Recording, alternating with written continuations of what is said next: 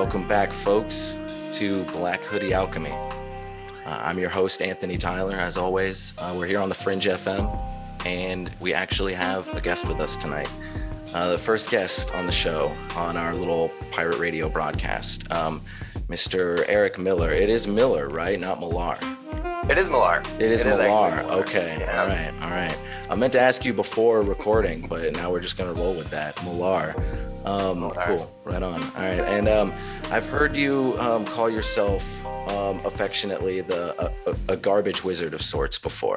Mm-hmm. And you have a fascination with using the mundane for extraordinary purposes, and I can very much relate to that myself. And for anybody that doesn't know, any listeners, Eric actually illustrated the cover of my book Hunt Manual, 21st Century Demonology and Forteana, and there's a little bit of like comic book horror element threaded through that a little bit. And as soon as it started to kind of develop naturally in the writing, Eric was really one of the only guys I could think of. He has that backbone of comic book culture that you could tell he was inspired by, very similar to me. But and Eric, you're really good with your words too. You're an excellent writer. Thank you. Yeah, hats off to you there. But and I don't think we've had this conversation before, but I actually grew up like being really obsessed with comic book illustrations, and I would like take printer paper and I would make my own comic books, and I had my own characters, and I had like a 20 issue series that I think my mom still has somewhere. Yeah, and I got really into like the creating, like, I don't even know what you would call it, but using the shapes to create the outlines of the hero structure, like the actual body structure and things, and all the little the illustration structures. Absolutely, yeah. I even got one of those wooden dummies and things, and so I used to, like comic books for me, but so it run deep, but I'm still pretty decent at illustrations, but there was some technical aspect to it that just never quite clicked the same way that words did for me. But I'm not trying to like toot your horn too much, man, but I've always been really impressed with your work. It's you have a very cohesive vision, like you have something that's very much yours.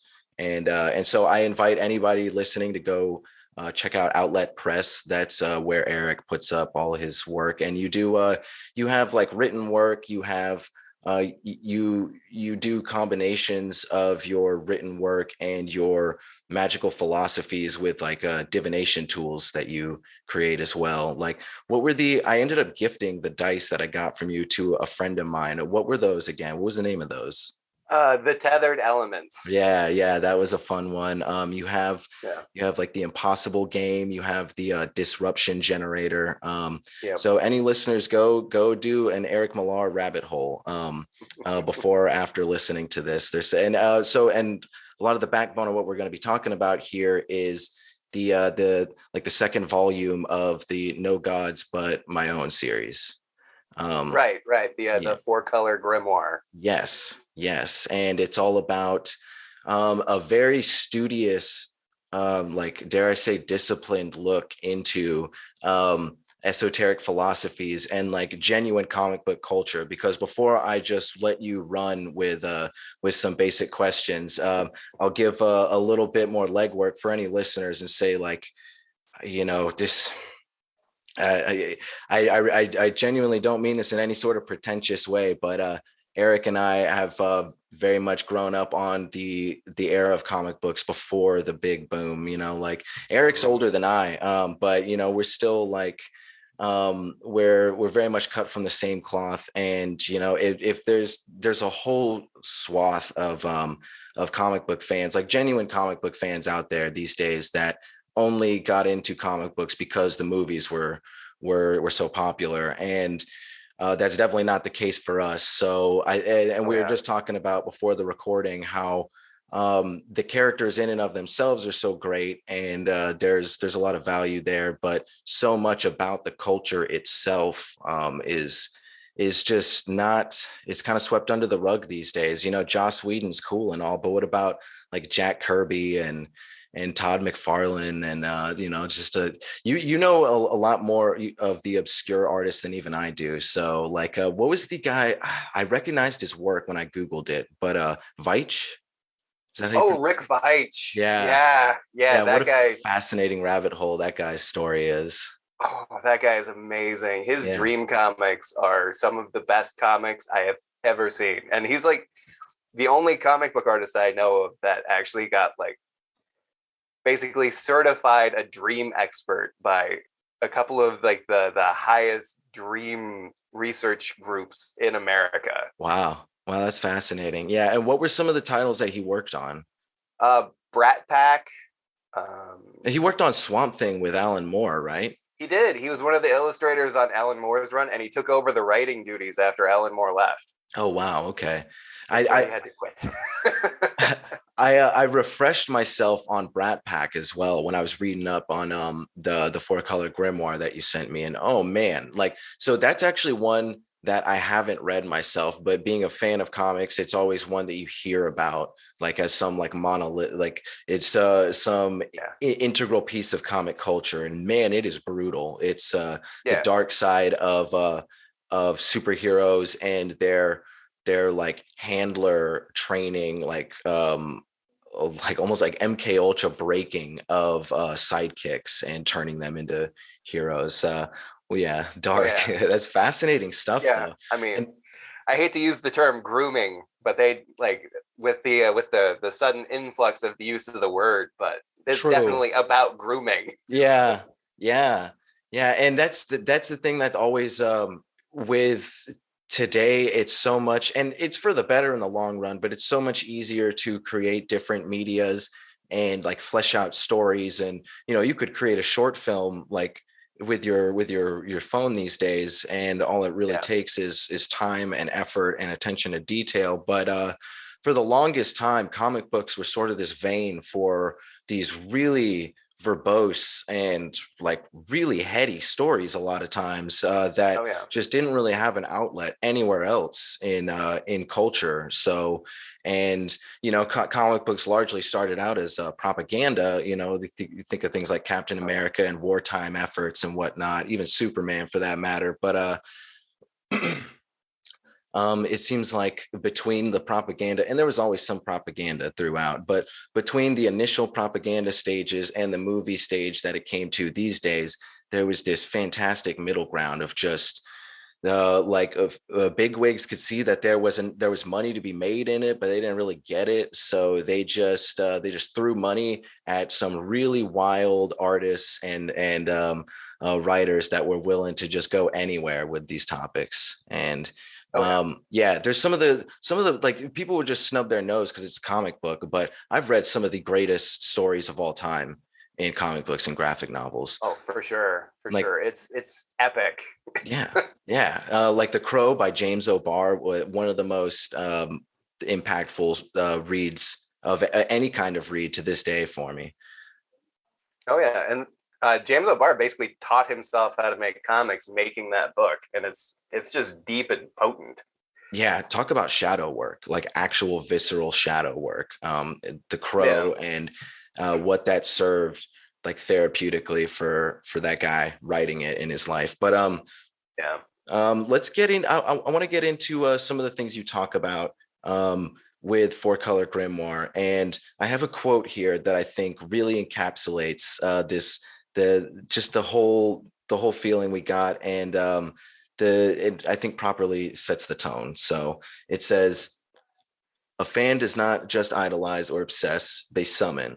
That's what makes this book a grimoire. It's not that I'm giving you a magical formula to follow or the means to summon otherworldly entities. It's that I'm showing you how one person can summon up their fanatical devotion and turn it into a transformational experience. It isn't about the characters or the artists. It's about the ember of pure energy that comes with something that resonates as deeply as comic books do for me. Maybe it's Game of Thrones or Doctor Who for someone else, but for me, it has always been comic books. By being rabid fans of these things, we make them real and give them power. By that act alone, it gives these figures a level of reverence seldom seen outside of magical practice or religious devotion. So yeah, I've kind of talked about the idea of nostalgia a bit as well. It's kind of and I mean, I'm certainly not the only one, but that the very sort of metaphysical trance-like quality of nostalgia, you hit this very well with this description, this metaphysical description of fanaticism, because I think the idea of fanaticism gets thrown to the wayside oftentimes. So I'm gonna run with that a little bit, man. I want to hear your thoughts on Magick and comic books and fanaticism a little bit, and what that means to you. Well, I mean, for me, fanaticism is just kind of like a truly deep devotion that can border on toxic. Right. It's that fine line. It's the fine line. You got to thread the needle, because absolutely, yeah, a fanatic can go anywhere between. It's just total devotion. It's like a pure and total devotion that just kind of hits you in the core. And honestly, like, if for me, it's something I try to spread out, and I think that's what most fanatics really are. It's almost like a disease that a fanatic is trying to spread. Yeah, no matter what it is. Yeah, there's that fine line between love for something like a comic book and just obsession. Like, I collected comic books for a long time. I still have plenty of them, but I got rid of some of them. And I'd be interested in hearing what kind of sweet comic books you had or still have. But I had some good ones that I kept for a while and I ended up selling, which I don't regret. It was for good reasons. I managed to do decent things with that money, but I had like the first appearance of Deadpool. I had the first appearance of Venom. I had some good shit. So yeah, I like to collect, and but I just remember the ups and downs of the collector mentality. Like, so first of all, there's waiting for the things to come in the mail and the spiral of like, am I not going to get these things? They're a lot of money, like, and then just like what you almost feel like, then you start to grab them, and then you need the full set of whatever it is. And that starts to become very real and very visceral, and it can become very toxic. And like, some of the fanaticism of my love of comic books very much carried over into the things I love today, like just esotericism and philosophy. So it was always very seamless to me, and they both were that fine line. Yeah. Well, they slot together so well. Comics and the esoteric slot together so well. I mean, a comic book itself is kind of an alchemical process on its own. You have the visuals, you have the words, you have all of it just working together, like page structure, like the shape of the book. All of it kind of has to work together perfectly. Otherwise, you just have a mess. But if it works together perfectly, you have just this glowing seed of inspiration. Yeah, and you can have a great story, you can have great illustrations, but if the layout is shit, then it's not going to read very well. Yeah, so there's a whole orchestration behind it. Yeah, you have to be like, if someone like some of the greats, like the example of James O'Barr, someone that sits down and writes, illustrates, and like plots out the whole thing. That's just that's a level of artistic talent that I don't even think I could pull off. Like, I have such a reverence for that. That's a magical piece of work right there. Yeah, I've been making comics for a decade, and I don't even think I pull it off. So yeah, but that's all part of it, right? Refining the craft every bit at a time. And there's a lot, speaking of like the thread between the two.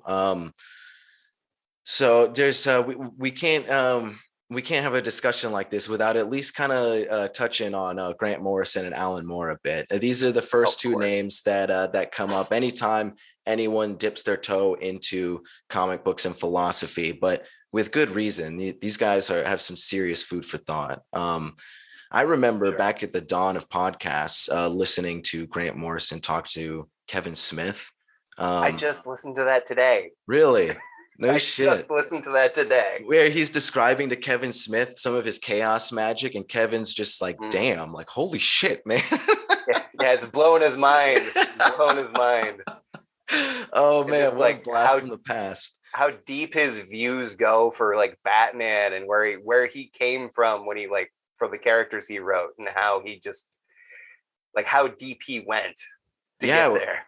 yeah. Would you like to get into some of that? I like for me, he wrote a lot of good Batman and other stuff as well. But um, Batman Arkham Asylum, his work with Dave Yeah. McKean, one of the greatest, again, one of the greatest comic books I've ever read. But yeah, talk about what would you have to say about Grant Morrison and Chaos Magic and comics there? I think as far as like adult comics go, Grant Morrison's comics were probably my first love. Alan Moore's and Grant Morrison's were both kind of my first loves as far as adult comics. I got the Invisibles when I lived in Duluth, Minnesota, and I was working overnights, and I couldn't sleep.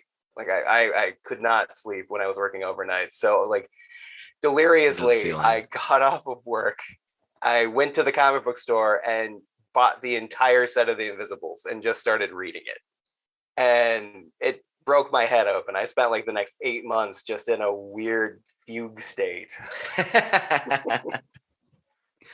Yeah, Grant Morrison's good at that. That he seems to yeah. he seems to craft art specifically designed for that.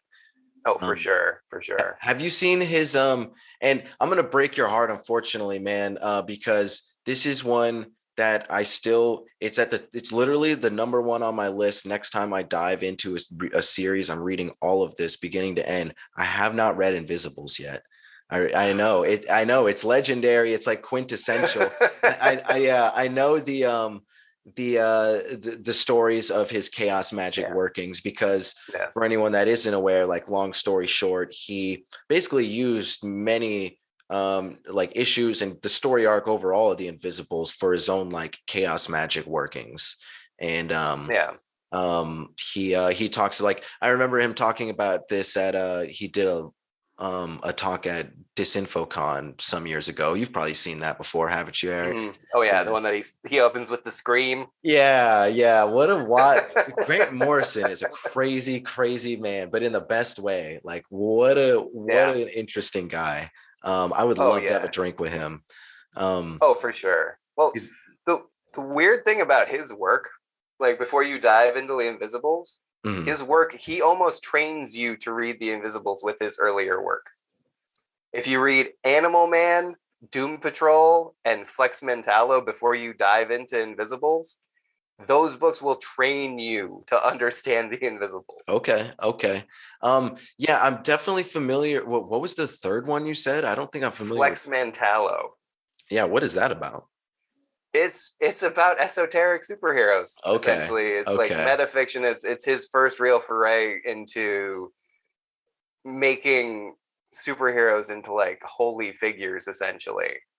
Yeah. Okay. And so before we get into Alan Moore a little bit, that is just a perfect natural segue into a distinction you make in your writing, which I think is crucial to understanding comic books and philosophy in a way that gives it the necessary weight without getting pretentious. It's you make a little bit of a distinction between like directly equating superheroes to like god archetypes.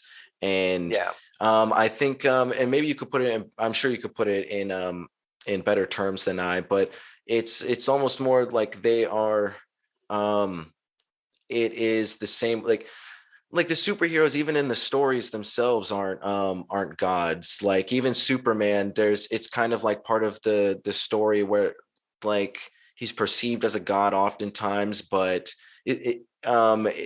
he isn't that what part of Veitch's storyline that he did with Superman, where he went that more flawed like superhuman route. And I think that's kind of the point of superheroes. It's that they're not even the gods themselves, like they're not gods. Like the idea of the superhero is sort of the intermediary in symbolic terms, and it might be a little bit of a misstep to equate them directly to gods, like some people will say, not just Grant Morrison, but just the premises of chaos magic in general. But that's not to say they're not useful, magically speaking.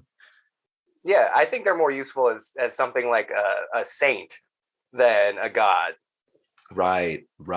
Yeah, And like, that's a great way to put it. if you want to, like, that's my main disagreement with Grant Morrison, as far as like when he made his Justice League run, he compared them all to the gods. He said that, you know, Superman was an analog for Zeus, I think, and it was just like he had this whole list, and it feels wrong.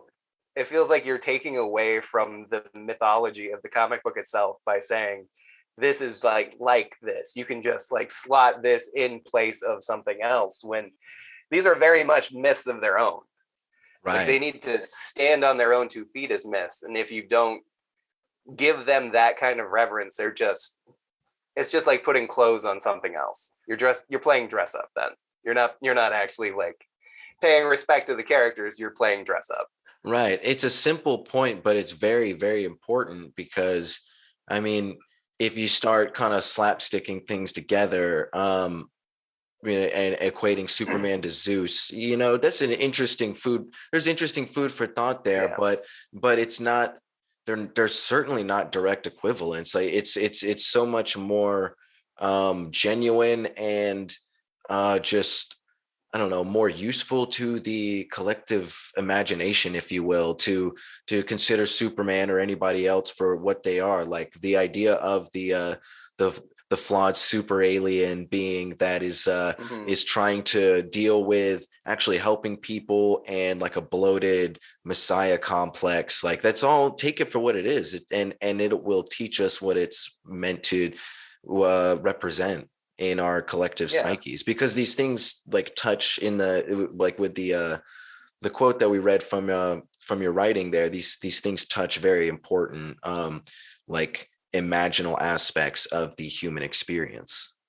Yeah. So tell us a little bit about Alan Moore, man. What are your thoughts on him? Because I've always considered Grant Morrison to be like the Crowley-esque, like magician, like rock star magician. And then Alan Moore is more like the like pipe smoking wizard that chills in his cabin. Those are like the vibes I've always gotten from him. Yeah. See, I love Alan Moore. Yeah. Alan Moore is so just like, he's chaotic in his own way. It's like he's an anarchist wizard. Yeah. I mean, I just really love the guy. His work, especially his work on Swamp Thing, is incredibly important as far as comics go. Like, Swamp Thing is the best secret book on alchemy that has ever been made. Like, it is secretly about alchemy. He slips it in there, and you have to really think about it to find it. Yeah. The amount of detail you go into talking about both Swamp Thing and Man Thing, and some of the mythology, if you will, behind the two. I was always really fascinated with both of those characters. Something about that that lurker, sort of like the natural, like hermetic gatekeeper, if you will, of the wilderness, and how the Man Thing was the nexus, the gatekeeper, the nexus of realities and this shit. But I forgot how alchemical Swamp Thing was until reading your work again. Yeah, but it's through and through. It's so esoteric. Yeah, 100%. And that was even before he announced he was a magician. Like, he was still just like a normal guy at that point. Well, I mean, as normal as Alan Moore ever was. Right. He was always eccentric. Yeah. And for anyone that doesn't know, we're talking about V for Vendetta, The Killing Joke. I mean, friggin' obviously Swamp Thing. Like, what else? He worked on a lot of top names for a while, right? Oh yeah. Like, he worked on Superman as well, didn't he? Yeah, he's done a couple of like the best Superman stories ever done. Like, Whatever Happened to the Man of Tomorrow was they were doing a reboot of the universe for a Crisis on Infinite Earths, and they let Alan Moore do the last Superman story of that universe, where Superman, like, all of his friends die. Oh, he like gives up his powers at the end. He's just like a normal man at the end.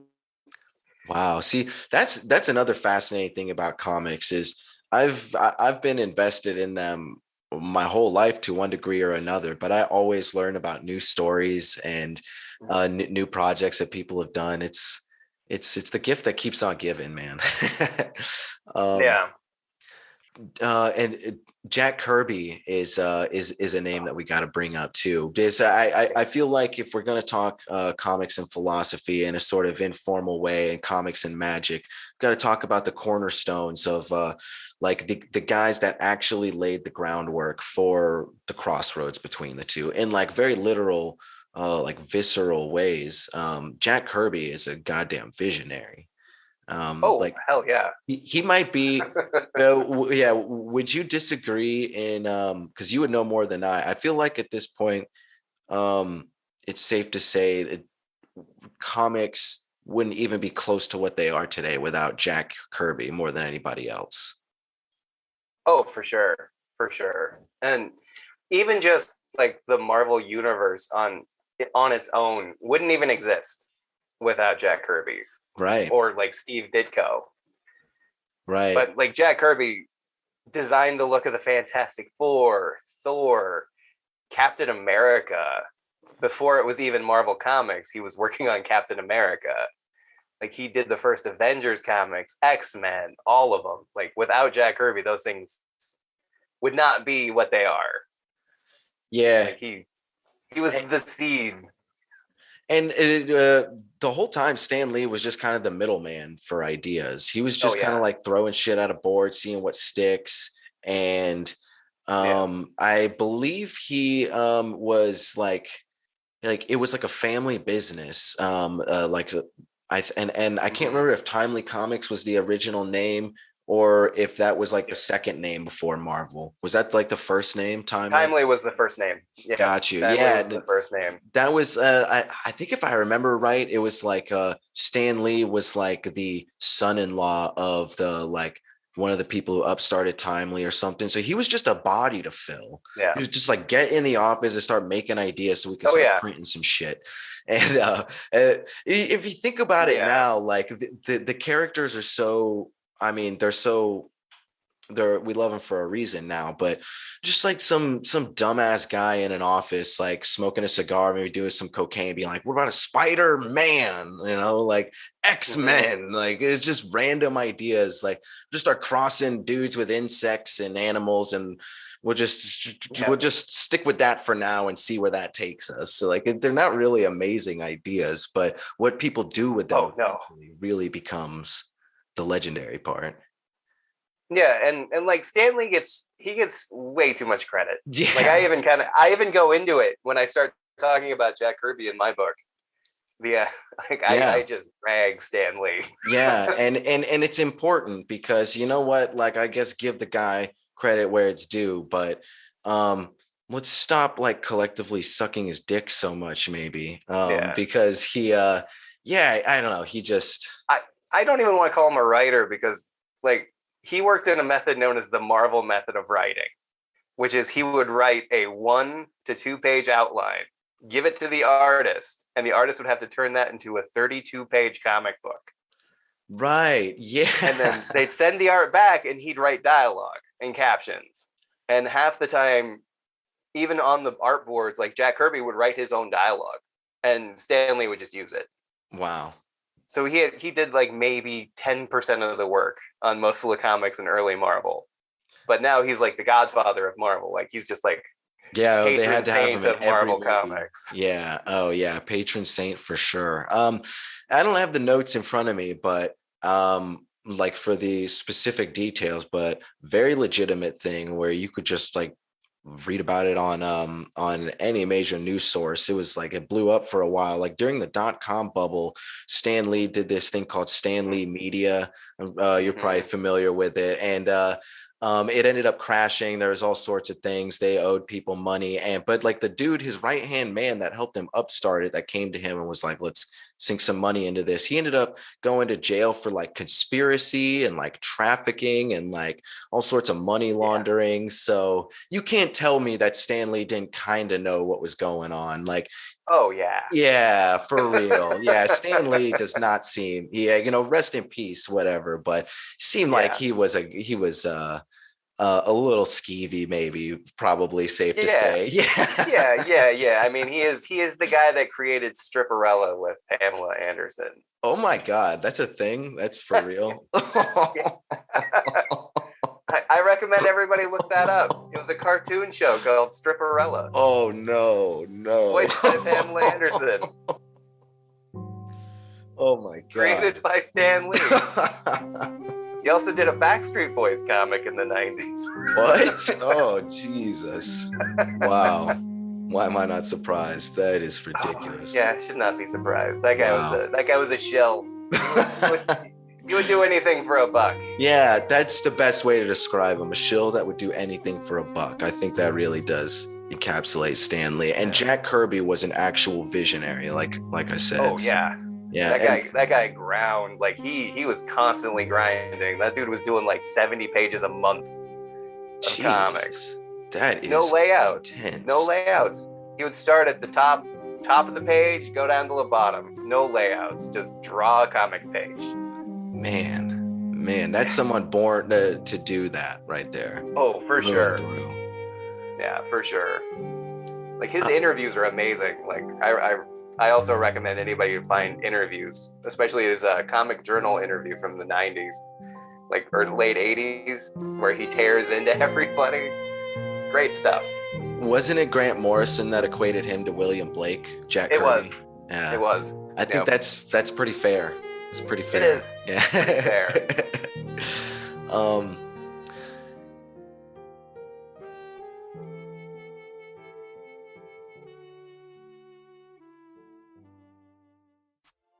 Thousands of people are having paranormal experiences with ghosts, demons, shadow people, dogmen, Bigfoot, and more.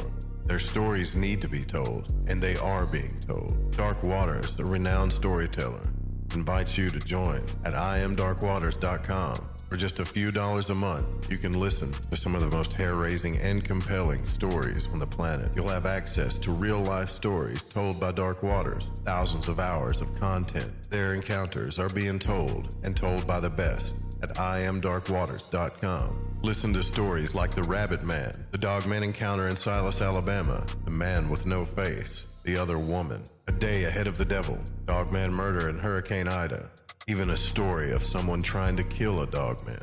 Louisiana Water Demon stories. Sign up today and become a member at IamDarkWaters.com. That's IamDarkWaters.com. Listen, as we explore the mysteries of the universe, the unknown, high strangeness, consciousness, and our human potential. Lighting the Void is an eclectic program that strives to ignite the late night with stimulating conversations. Join us on The Fringe FM.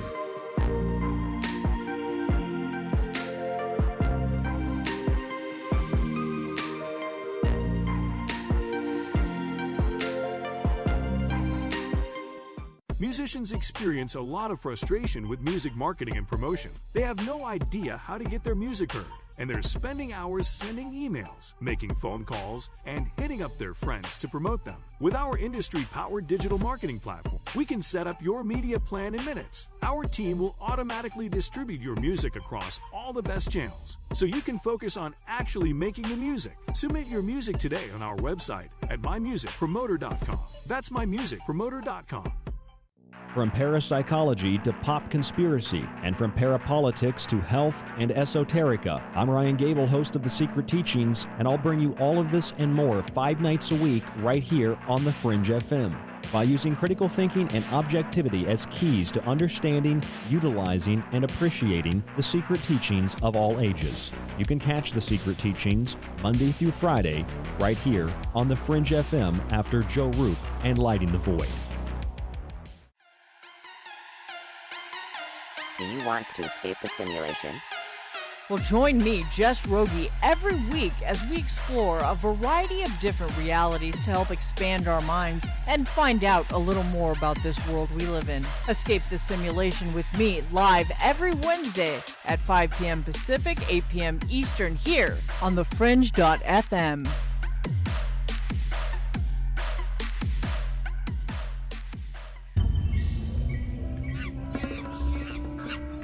The Natural Born Alchemist podcast is a podcast that covers topics like alchemy, shamanism, psychedelics, anarchism, and philosophy.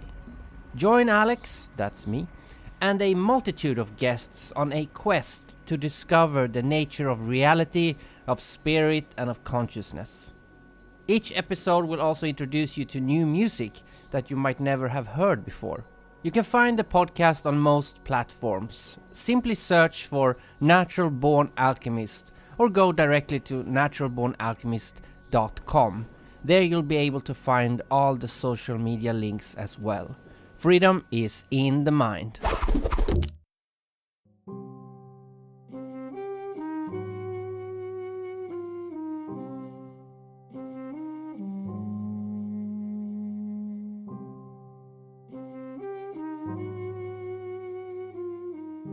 Well, see, who else do you get? Let's talk about Steve Ditko a little bit. Talk about, and also, have you released all of this yet? You haven't, right? You're still working on installments.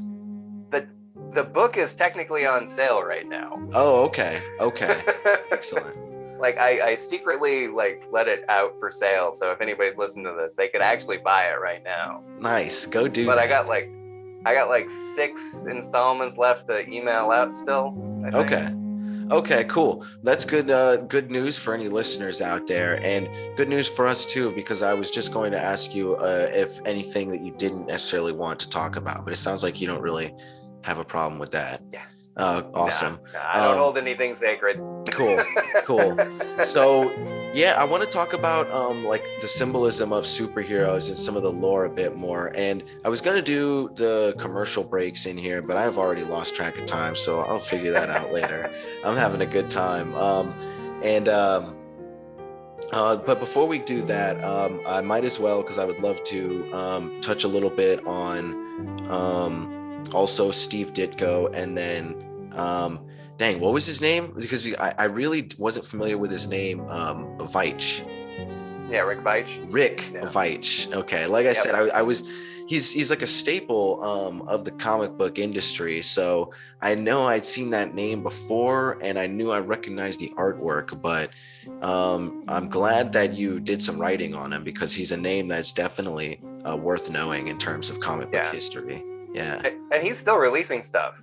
Like, he's still putting stuff out. Like, he's still doing his Max Immortal series, which is tied directly to Rat Pack that we talked about earlier, where he goes into detail about comic history and the history of Superman. Like, it's essentially all about the symbolism of Superman and the shadiness of the comic book industry. Have you read The Boys at all? Oh yeah.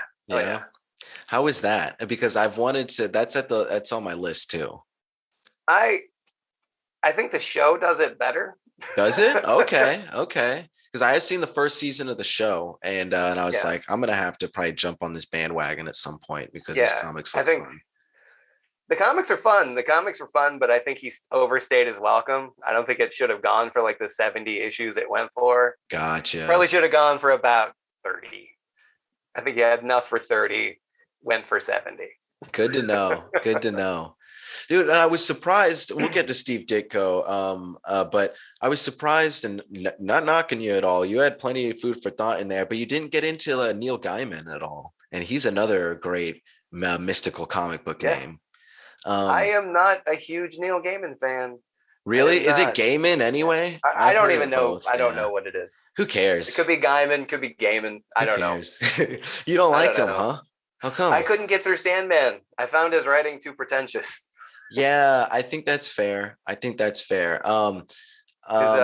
His Black Lotus series. I talk about that in the same article as Swamp Thing. His Black Lotus series was amazing, though. What is that about? It's about another plant-based superheroine who she was originally like a pulp era, run-of-the-mill superheroine who just fought crime, who in his story she dies and gets cloned and turned into a plant person. Interesting. I think I remember you writing about this a little bit now. Yeah. It was like an oddly feminist take on superheroism that you don't really see. Yeah. Where it was almost like loving everything to death instead of killing it out of rage. Yeah, I've always liked his imagery, but I think a lot of the times he finds the right artists too. Yeah, Oh, like for sure. yeah. For sure. Without the right artist, his writing would not be what it is. Yeah. But all right, so I forgot how brutal Steve Ditko was. Oh God, yeah. Yeah, man, you were reading some of these old school characters like the Question and things, and like it's like, geez, this is it was reminding me of like John Bernthal's Punisher. Like I remember watching those two series, and that was like some of the most brutal comic book shit that I had ever seen. I loved it. Yeah. Lots of criminal death. Yeah, no mercy. Lots of criminal death. Go ahead. Oh no, you go ahead. I was gonna say real quick, wasn't it the Question that masked his face with the like liquid with the liquid skin that was meant to be a band-aid, but it turned out to be toxic? I thought while reading that, it's like, wow, what a comic book origin. Like it's super toxic if you get it on an open wound, but let me put it on my face where I have all these other like pores and open eye sockets and everything else, and that'll be good. Yeah. And but I mean, what's kind of funny is Rick Veitch actually did a Question series where that stuff turns into a hallucinogen. Oh yeah. Oh shit, you're right. He puts the stuff on his face and it makes the Question trip, and he's an urban shaman. See, that is fucking cool, man. I love that. That's why comic books are so great. Yeah. And that's why like old school traditional comic culture is different than the movies. That's what some people are not going to get. Like the movies have to be glitzy and appeal to the wide audience. But the thing that was so great about comics is it was just random money being thrown at niche artists that were going in bonkers directions. Like, all the way through the 90s, all the way up until Warner Brothers bought out DC Comics and Disney bought out Marvel. Yep. Comics, they went wild. They went crazy. Like Captain America turned into a werewolf in the 90s for like 6 months. For 6 months? Yeah. Wow. Damn. That's not good. Or like the Clone Saga, like lasted 3 or 4 years or whatever it lasted. Yeah, I was just about to bring that up with you because I'm a huge Spider-Man fan. And the Clone Saga, see, full disclosure for any listener that doesn't happen to know, like I'm still kind of a young gun. I'm only 26. So I was born in 96. So I remember like the Clone Saga was like wrapping up when I was like being born. And I remember going and like I would grow up. I grew up with like the comic book encyclopedias, so you could read about biographies and all these people, and just reading the Clone Saga and having my heart broken, like about all the details and like who's really Peter Parker and everything else. And I'm like, God, I'm a little kid and thinking like, why would they do this to people? They strung this story out for years and just fucked with people like that. That's dirty, man. That's dirty too. I was working at a comic book store at the time. Oh man. It made everybody hate Spider-Man. Like Spider-Man like had the most copies left on the shelf at the end of the week. Oh man. All of the characters at that time. Like they just ripped that character apart. Yeah. It would have been one thing if they at least did the story proper justice, but they didn't even do that. The whole thing was messy. Yeah. It was bad. But Spider-Man is one that, we see him today as mostly the like high school or right out of high school, like up and coming superhero. And that's kind of where he's always been frozen. But the reason I loved the comics so much growing up was because I always saw Spider-Man as the like grown man that was like, that was a reporter that was often covering crimes. And, he was seeing Mary Jane, who was a model and who was like way out of his league. And he was trying to keep up with that. And it was all very like endearing. And he was just kind of like the working man, but he was like he was a family man too. And it was dark. It was almost like a Batman-ish sort of angle a lot of times, where he was like covering like investigative crimes and then going and looking into it as Spider-Man. And a lot of his rogues gallery were like killers, even like Carnage and shit like that. And that is I don't know. That's just something that is it's tough for a Spider-Man fan out there, man, because if you don't want high school Spider-Man, then you're shit out of luck, basically. But there's so much more out there. Yeah. Oh yeah, like in the comics, he's been allowed to be like 40 years old. Yeah. You know, like he gets to be middle-aged in the comics. Yeah, he had kids in different storylines and stuff, especially before One More Day and like them rewriting his whole universe there, which is another real big that's kick a whole to the other nuts. can of worms. Yeah, for real. But Spider-Man, the one good thing that came, I if I remember correctly, this was like end of the 90s, getting into the 2000s, was where they started dabbling. And this was like roots of it in like the 80s and shit, but they really came to fruition, especially in like 2000s ish, was Spider-Man and like that mystical sort of angle where they leaned into Madame Web more, and she was like always working with tarot cards and doing like mystical visions and shit. And he like the whole spider bite was like a tether to like the web of like the cosmos and the spider god that was almost like a demiurge of the earth, and it was getting pretty cool. So I think some people thought it was silly, and I mean it was kind of veering off of the roots of Spider-Man, but I always loved that, man. I always loved that. It's kind of refreshing when you come off of the Clone Saga and he just kind of like struggles for a few years after that, and like suddenly you know, he becomes the spider totem, and all of his rogues gallery, they're all animal based totems, and that's why they all gravitate towards him, because they're all like, they all represent these spirits of these animals that are constantly in conflict with one another. I thought that was so cool. Yeah, and especially after the Clone Saga, that was way better. Yeah. Do you how old were you when Kraven's Last Hunt came out? Oh, I was too young for that one. Were you? When that one first, I didn't find that one until I was a teenager. Got you. Okay. Likewise, I think it came out in like 86, 87, something like that. Yeah, that's an older one. I would have been 5. Okay. A little too rough for me. Yeah, they talk about dark comics, man. Oh man, that blew my mind. That was like not quite, but almost on the level of like The Crow. I first reading that as a teenager. You're just like, oh my god, I didn't know they could take these lovable heroes that we all know to these places, and that really opened up a whole can of worms of like, I have to find more comic books like this right here. That was a good like gateway drug to like the grim and gritty 80s stuff. Yes, like Dark Knight Returns and Watchmen. Man, we haven't even talked. Watchmen, and Alan Moore work we didn't bring up. We haven't even talked about Frank Miller yet. Do you have any thoughts you'd like to bring up on him? I liked him until he went crazy after 9/11. He did go crazy, didn't he? What was that one he came up with? The really angry, bad superhero, where he was just fighting terrorists.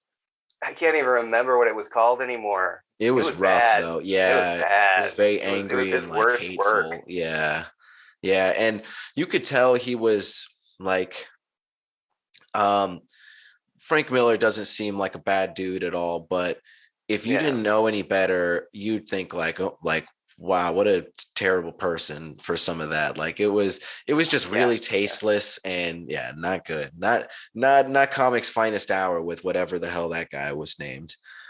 Well, it's weird because in the sequel to Dark Knight Returns, what is it? Dark Knight Rides Again, or Dark Knight something. His sequel that he did in 1999 to 2001. You could tell he was working on that when 9/11 happened.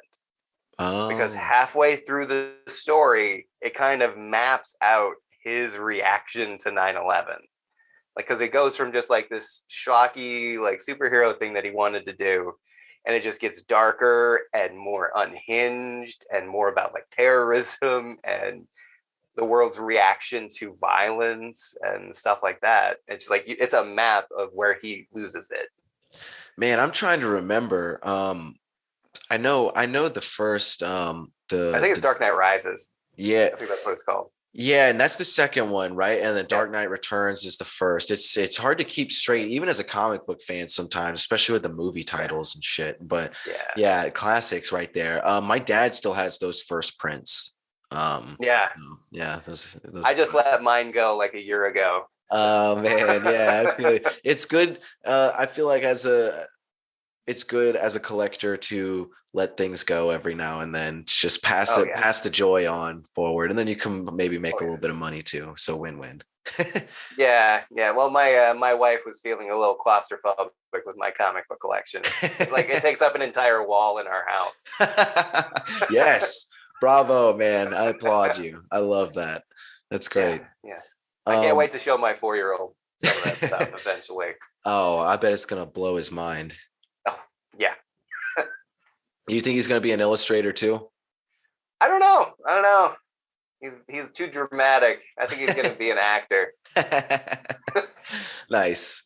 Have you ever read Spider-Man Reign? Maybe. I can't think of it off the top of my head though.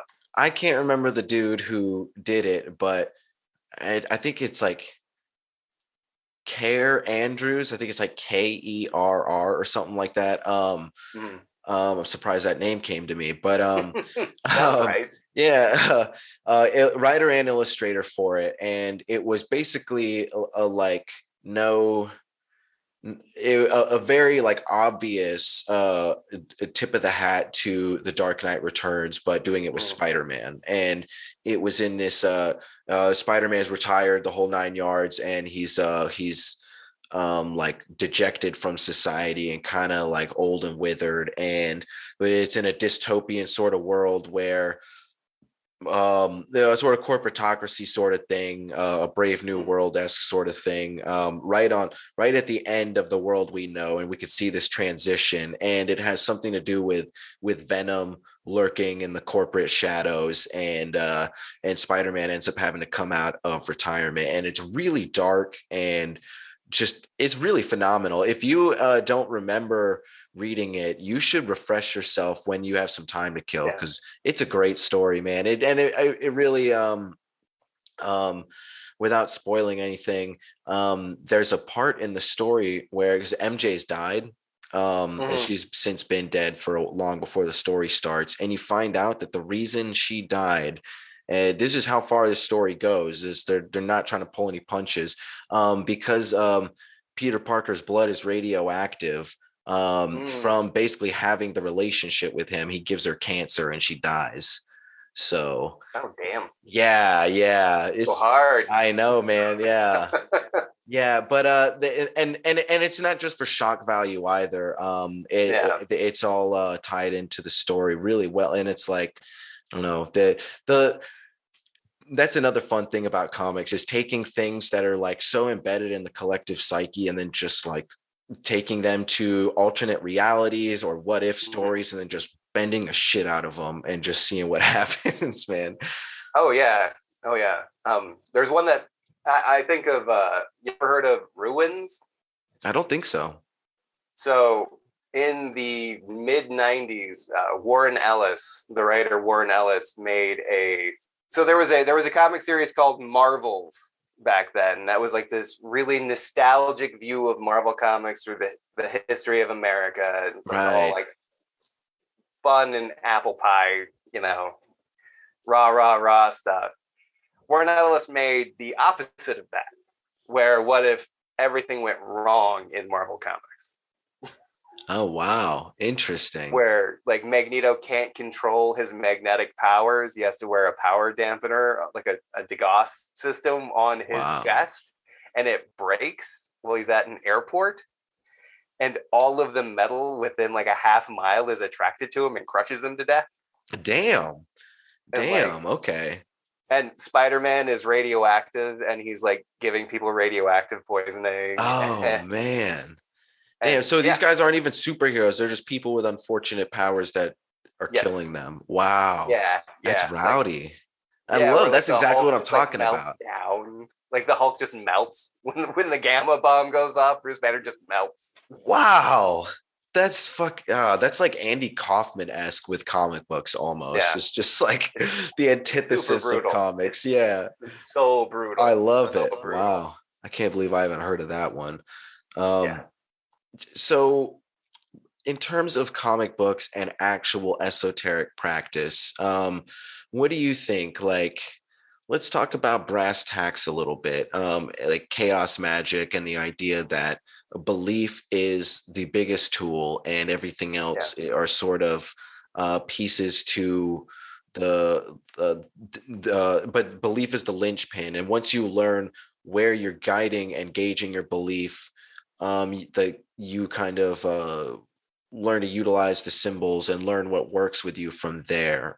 So like, how do you feel about what's the best way to put it? There's tradition and orthodoxy, right? And then there is and then there's chaos magic. And I kind of like to ride the line between the two, because I think tradition is useful, but I also don't like the constraints of full-blown orthodoxy. And I'm all about, I think that's sort of like hermetic in and of itself, is taking some, like, not being constrained by what's scholarly and what isn't. It's all about the approach. Do you take a scholarly approach to the subjects that you're interested in and your uses of those things? And I mean, and while some people might snub their noses, I think that for all the things we've talked about and more, comic books have their place in actual philosophy and actual like esoteric, symbolic food for thought.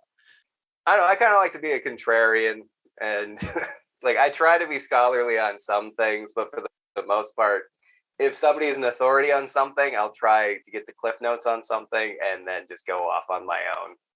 Like, usually something sticks out and I just fly off to wherever I'm going. Like, I got a real, like, I got a real connection to like Dadaism and surrealism, and it's like I don't care about systems.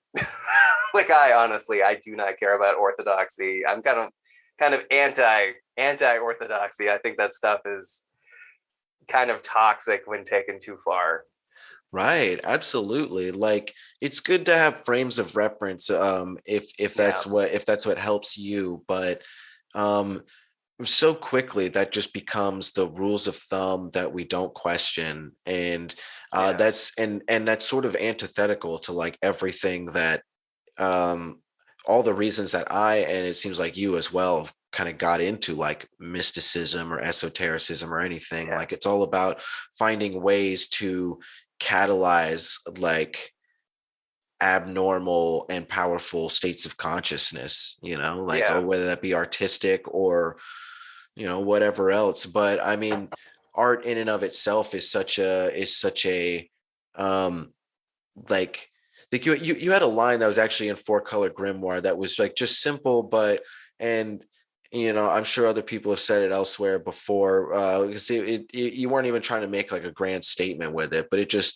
I really liked it. And it was just like some of the most magic I've seen. Like, magic is best described in reality as like like a transcendental moment at like a spoken word poetry. And it's not just the delivery of the poem or the writing of the words. It's the exchange between the reader and the listener, and whatever like mimetic gateways you might be unlocking in a person's psyche. Like, that could sound like high-minded and silly to some people, but if you actually, there's like very psychological building blocks to art and symbols and what kinds of approaches to life you take because of those things. Yeah, for sure. Well, we're all really just having like individual experiences in reality. Like, my reality is my reality. I can't tell you what you're experiencing. I can't tell you what higher states you've gotten to and what those higher states look like to you. That's yours. You own that. Just like you own your practice that gets you there. Absolutely. And same goes for me. And if you find something that just like clicks and it slots you into that thing that gets you there, that's your thing, man. that is your thing. It doesn't matter what 10 occult experts tell you. They can have whatever pedigree they have.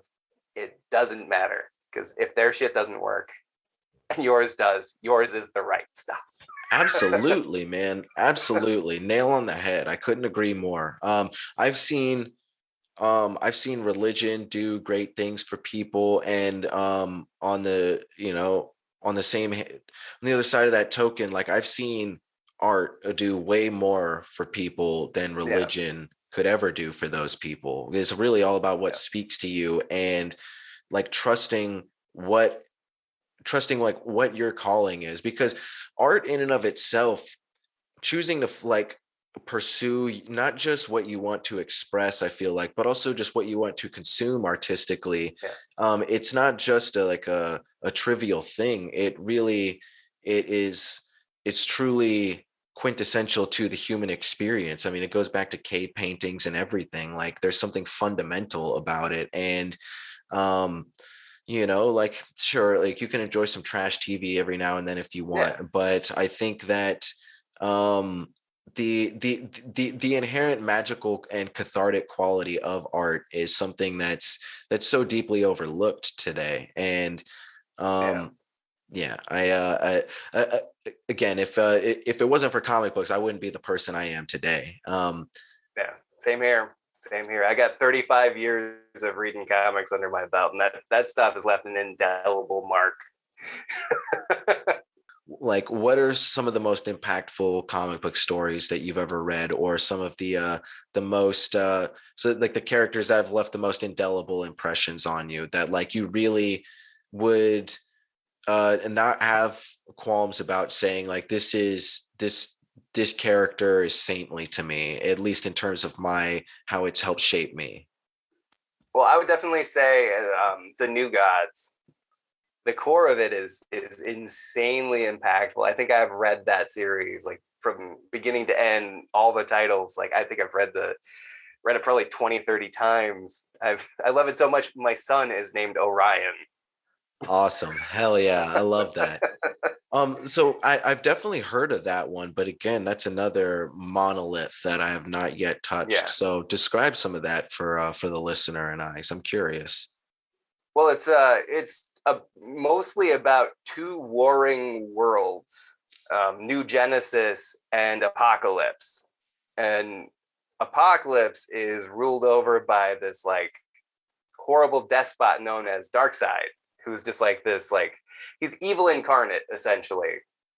And his goal in life is to find what this thing called the anti-life equation, where whoever has the anti-life equation can take over the minds of other people. They just get taken over. They get infected like a virus by this equation, this mathematical equation.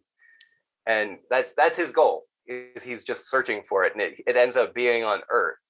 So this like cosmic interplanetary war between this heavenly New Genesis and hellish dark Apocalypse, it ends up on Earth, where these gods basically fight it out over the anti-life equation. Wow. That's so Jack Kirby. I love it. Oh my. That's great. I'm definitely adding that one to the list there. One that I grew up with, it's just kind of quintessential. It's nothing new, but it's one of the first things I think of when I think of old school, just like fun, like pulpy comics, is Marvel's Secret Wars. Oh yeah. Yeah. Good stuff there, man. Yeah, it was hokey. It was definitely hokey. Yes, they made that about action figures, but that was fun, man. Yeah. That was good, clean family fun right there. That was the first. That was the first graphic novel my dad ever bought me, actually. Oh, wow. Yeah. So I had read some comic books and stuff, but in terms of me having a copy that I could just beat to hell and back, Marvel Secret Wars. Yeah, it was good stuff, man. Well, yeah, that's the one where the Incredible Hulk holds up a mountain, right? Like they drop a mountain on the heroes and he just holds it up. Yeah, man, comic books. I love it. Yeah, that's where Spider-Man found the black costume too, for anybody that doesn't know. Yeah. But which has been just a kerfuffle for anything else media related with the Spider-Man black costume, whether it be the comic books or the cartoons or the movies or even like comic book reboots. No one has the time to explain Secret Wars variants or anything like that, so they just got to say it was a meteorite or something. Oh yeah, that's what the 90s Spider-Man cartoon did. Right, dude. They found it on the moon. Right. Yeah. It was J. Jonah Jameson's son brought it down from the moon. Yep. I remember Yep. that was definitely a huge part of my childhood, the whole 90s. Whenever I read Spider-Man in the comics, I hear that dude's cartoon character actor voice for Spider-Man. It's just can't escape it. Yeah, and Mark Hamill's Green Goblin. I hear that more than I hear Willem Dafoe. Dude, I forgot. He did do the Green Goblin in that, didn't he? Yep. Man, he is so great. He is so great. Yep. He was the Joker, the best Joker. I'm gonna go to bat for that. Definitely. The best Joker and Green Goblin. So wow. On top of being Luke Skywalker. Yeah. Yeah, no kidding. Did you ever did you like the Batman Beyond cartoons? Loved it. Cool. Loved it. Good. Yeah, those are great. And the Batman Beyond movie, Return of the Joker, where Mark Hamill comes back. Oh, dude, that still holds up to this day. That's a genuinely great movie. It's badass. It is. Yeah. That is an underrated movie. It really is. It really is. Like, man, this is a fun. Great story. It's a fun conversation. Yeah. Man. All right. So I just want to talk like some more fun stuff with you. I don't even know how much more time do you have, my friend? About 15 minutes. Okay, more cool. than 15 minutes. Cool. Yeah. All right. So there's one more thing I want to bring up with you for fun before we maybe talk some more philosophy, and then we talk about where people can find some of your ongoing material and where they might be able to get your work and things. How much did you read of, if any, of the Marvel 2099 series when it came out? Oh, I read a lot of Spider-Man 2099. I read a good amount of X-Men 2099. I loved The Incredible Hulk from 2099. Dude, yeah. This is like batshit crazy comic books, and I love it. I have the full run except for a few issues in the middle of Spider-Man 2099 still. So and I have classic series. Yeah, man. Yeah, I got rid of some of my good ones, but I made sure to keep some, especially for nostalgia. And I kept all my 2099s. I got the Hulk 2099 and Ghost Rider. Did you ever read Ghost Rider 2099? Oh yeah. Chris Bachalo did the art. The art Dude, that is amazing. Yeah, it is. Yeah. And for anybody that doesn't know, this blew my mind as a kid. Talk about opening like your mind to like realistic, practical like metaphysics and shit. Like the Ghost Rider 2099, he was like a hacker that was like escaping like organized crime, and he ended up downloading his consciousness into like onto the internet. And then once he gets there, he realizes that there's like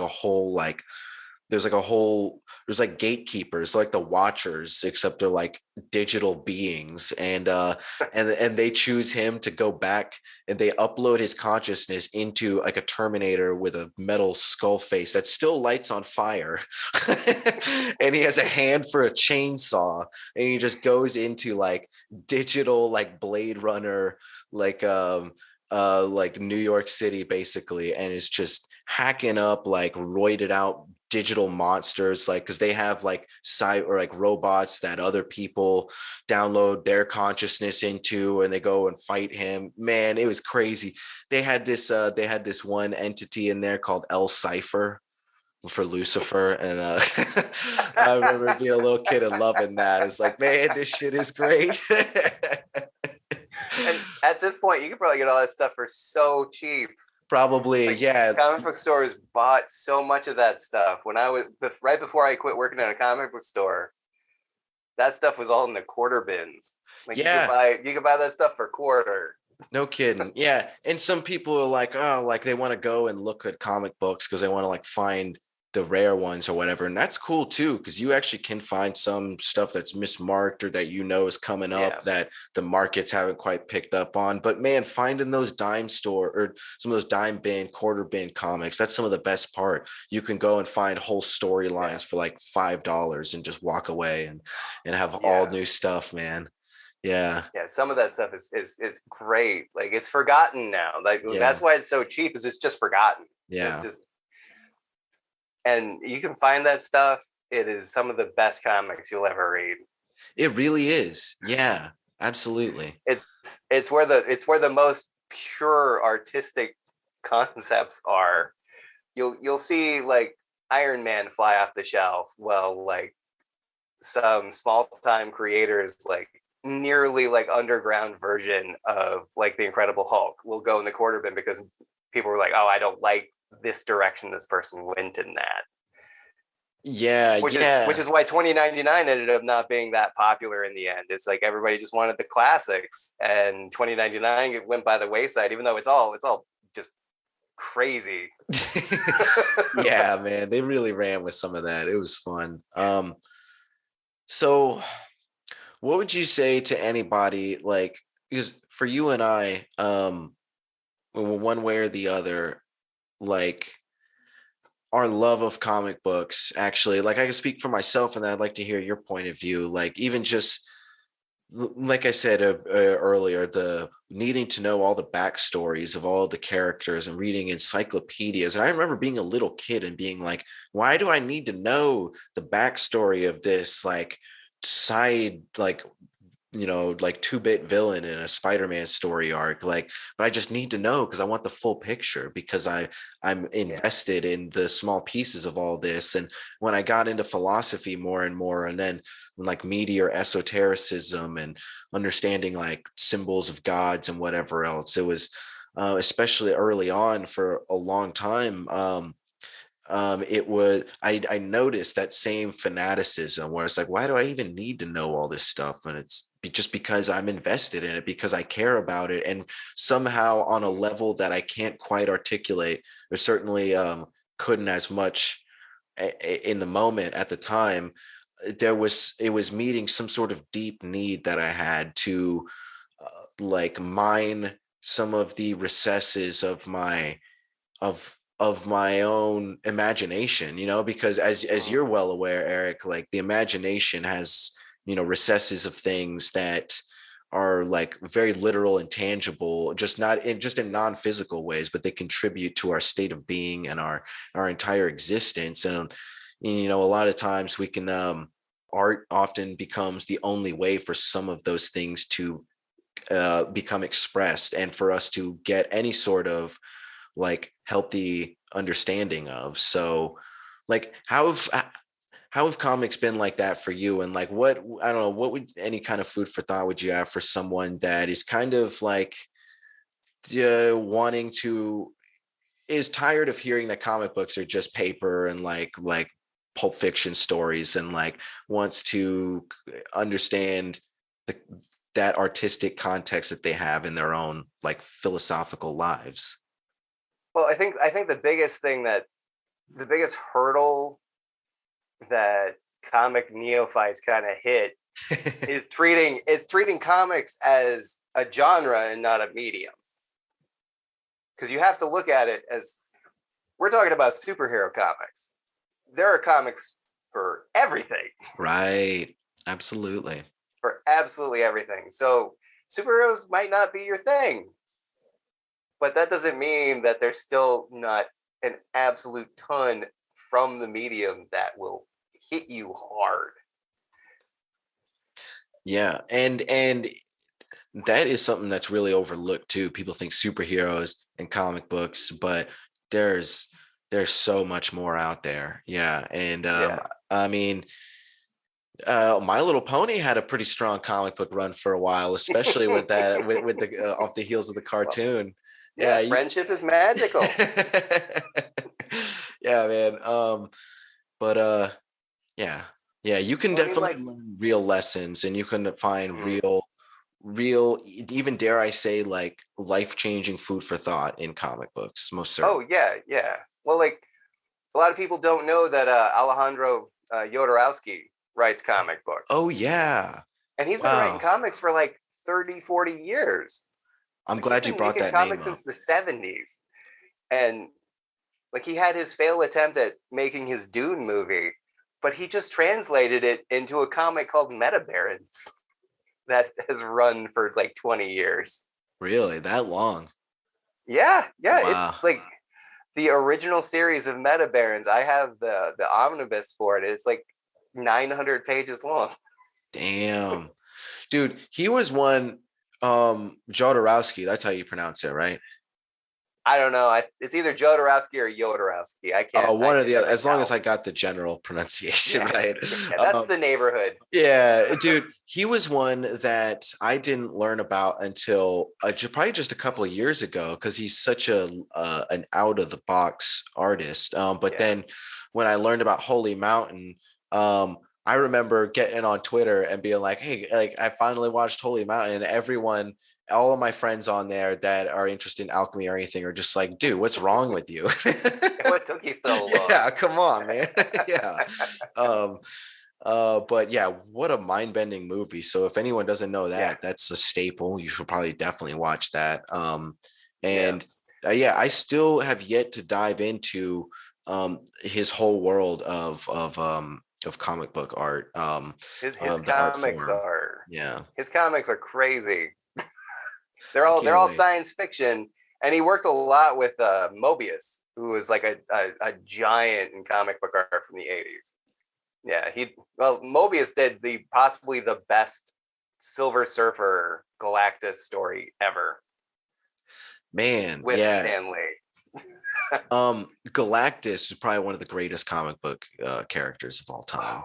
Yeah, that's the one that he's my fallback. Like, if anybody ever asks me who my favorite Marvel character is, it's Galactus every time. That's a good one too. Time. I absolutely, all the artwork you have throughout the 4-color grimoire is great, and the illustration you have of like your rendition of Galactus is so badass. I love that a lot. Yeah. I was trying my best to skirt copyright. I think you did a good job. Yeah, well done. That's the hermetic principle of comic books as an art form that I love so much, and it's especially present with superhero comic books. It's something initially so hokey and silly, and they take it to such far-reaching places that really make you feel all sorts of different emotions. And I've always, in the way where you kind of get annoyed with orthodoxy, I've always been the same, where I like seeing things that are taboo, or like comic books taboo from a scholastic point of view or whatever. And I like looking at like, well, why, I'm always open to both points of view, but if a lot of times people are just writing something off because they don't want to be perceived as less than by peers or whatever else. And there's so much food for thought wherever you look, and it's all about what you gravitate towards. So for sure. What are some closing thoughts that you have, my man? I don't know. I read more comics. We ran the gamut. Yeah. So read more comics, everybody. Yeah. And check out the quarter bins for sure. Oh, definitely. Yeah. Well, I'm gonna definitely have to have you on for a round 2, man, and we'll get into some more comic book lore. Yeah. For sure. Where is there some work that you'd like to plug that you specifically got in mind? Tell people where they can find you, man. Right now, I have the second volume of No Gods But My Own running on my Substack. That's at ngbmo.substack.com, I think. Sounds right. If it's not, I'm Outlet Press on both Twitter and Instagram, and I have all that stuff in my link tree. Perfect. I got links on both my Twitter and my Instagram for like my omnibus that collects up most of the last 10 years worth of comics I did. I got the disruption generator right now. All right, I got a friend who is running a deal right now for anybody that buys a disruption generator and shows him a receipt. He's doing a class on how he uses the disruption generator for divination. How long is that going to be going for? Well, it's just a single class. That's going until the 30th. Okay. Yeah. So anybody buys that before the 30th, they can get in for the class if they show them a receipt. Yeah, keep that in mind. Yeah, that is good stuff right there. Eric, his divination pieces are very free form. They're very impressed with his artistic stamp, and there's a lot of really dope artwork in there too. But he creates, whether it's cards or dice or even just books of symbols. it's very versatile, and you're almost challenged in some ways by Eric himself, like even in the introductions of these things, to find ways to utilize it that best suit you, and which is very much, like in step completely with the whole conversation we've had. And that's why I enjoy your company so much, man. Yeah, this has been great. Yeah. Well, thank you very much for coming on. And to any listeners out there, if you think that comics are not scholarly enough for you, piss off. And if anyone has if anyone is tired of feeling like comics are either just too cinematic these days with the movie lore and whatnot, or just like you're tired of getting your nose snubbed at, like, you're not alone. We're here with you. There's plenty of OG comic book fans out there, and we'll probably be having more of these discussions on this show. So stay tuned. Sure. All right. Hey, thanks so much for coming on, Eric. This has been a real pleasure. Thank you. This has been great. Yeah, right on. And ladies and gentlemen, don't forget you've been listening to Black Hoodie Alchemy here on the Fringe FM. I've been here chatting with Eric Millar of Outlet Press. I am Anthony Tyler, and we hope you all have a good night. Take care. All right, man. You gotta roll with the punches, make them lose lunches, knock them out in bunches, only going on the hunches, get them open like cavities, fighters turn casualties, lift them off their feet when the flow's any gravities, dispose any battling foes with bones rattling, phantoms known for anthem poems and no shattering, floor to the ceiling, any room in the building, we've been building since we children, now we villains with no feelings and we spilling, blood on the walls where we chilling, and it's chilling, all the blood in the halls of the buildings, y'all are gimmicks, you hear the dragons call in the village in a minute, you won't be here at all, won't be living for that image, you try to give it all but won't get it out of limits. Pitch darker than the chronicles of Riddick, rhyme acidic. The menace to society is in it, slip the Guinness and bring the pint down till it's finished. Diminish the rep about the opponents in a scrimmage, eat your spinach, fistful Popeyes, leaving heads problematic, dealing with my problems like a drunk Buddhist average. Treat a girl's breast like Timberlake, Paul and Janet's. Have a thuggin' adequate, the gravel pit consist of rock boulders, also those pepper bricks. Bam, bam, boogie whack, cussies receive cookies. The dirty monsters rob them, jars for cookies. Grip 4-5, stay alive in your street movies. Autobiographies don't end with the credits. We side with the Borg and absorb cybernetics. Young psychotic thugs assimilate my image. In the barber parlor, money coming like spinach. How you want me? Coming at you like Al-Qaeda. The literal widower left your wife 13 spiders. Political prisoner, white 2 year survival. Impreventable massacre be the cure to the virus. Money be coming in large like elephantitis. How you check it, I might check inside the base motel. I'm Charlie in your mansion, splattered on my canvas yells. 1,000 words from the souls, what my picture tells. Piggyback an angel, hit the bells. My arms are Armageddon, arms of heaven reaching hell, flipping 7 to L. Got him taking your belt, I'm the diamond in the ring, shining under pressure, blood from the nose strips. Black guy feel like leather, silver surfing on the game board, getting wavy. Babylon war, blocking the sun, shit is shady. Feel like Pac, I read wanna have my baby. Feel like Spider-Man all over the web lately. Spitting bulk with adultery mean. I'm the Hulk turning green, dropping salt on your beef just to give you some flavor. I spit you out with traitors, look the universe on the verse, cause I'm the universal raider. Right? I'm his associate, and sometimes shit I say is inappropriate. What is side effects of an opiate that's got me ready for war like a Soviet? To the Batmobile. Atomic batteries to power. Turbines to speed. You're ready to move out.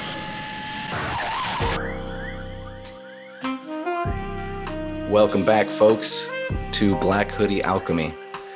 I'm your host, as always, Anthony Tyler. And this is initially on the Fringe FM, and we're happy to be here. I want to thank Eric Millar again for being on the show. We took a break last week, but we're back in full swing now, and Eric helped me kind of stick the knife into orthodoxy and scholasticism by talking about comic books and philosophy and mysticism, and I personally had a great time. Eric had a lot of great food for thought. Don't forget to go check out his book, 4-Color Grimoire on the history of comics and mysticism. Really great food for thought there. I have a copy coming in the mail. And we have today another special guest. I had such a good time talking about comic books that I couldn't not move on without bringing my friend and host of the podcast, The Alchemical Mind, Mr. Martin Ferretti. on to dissect this a little bit further. So how you doing, Martin? Good to see you, man. I'm doing great, man. Yeah, thanks for having me. I'm glad you're doing a podcast, dude. I listened to every episode. It's awesome. Thank you, man. I really appreciate that. And yeah, I've been on Martin's show a couple times, and it was always a real treat. We always got into some wild stuff, and he's actually edited my book, Hunt Manual. And for those that don't know, Eric, the last guest on the show, actually did the cover art. So I think if anything, it's telling where my roots were with the inspirations and like the aesthetics, if you will, of that book. I was very much going for a sort of a horror indie comic route, and the people around me that were willing to collaborate with me, I feel like couldn't have been better picks. So yeah, we're the comic books have yeah, absolutely, and comic books have always deeply influenced you. They've always deeply influenced myself and Eric, and we're very much cut from the same cloth. You guys are just a little bit older than me, and in that way, I enjoy your company even more, because I'm able to keep in step, and I also learn a lot more, and that's always fun. Because you guys, I've gone through phases of comic collecting, and I've always been deeply invested in the culture of comic books to one degree or another. But like is it you, or is it some like your brother or something? You do a comic book podcast or something like that, right? Yeah. No, actually, I run a whole network of podcasts. There you go. See, yeah. I don't have as much time anymore. I've taken a step back for a little while, but yeah, man, I started reading comics when I was like 9 years old. It opened up my mind to a lot of crazy stuff. Especially reading, some of the books that I'll talk about tonight.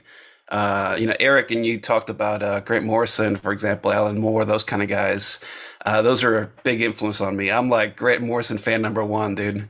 He's like my favorite.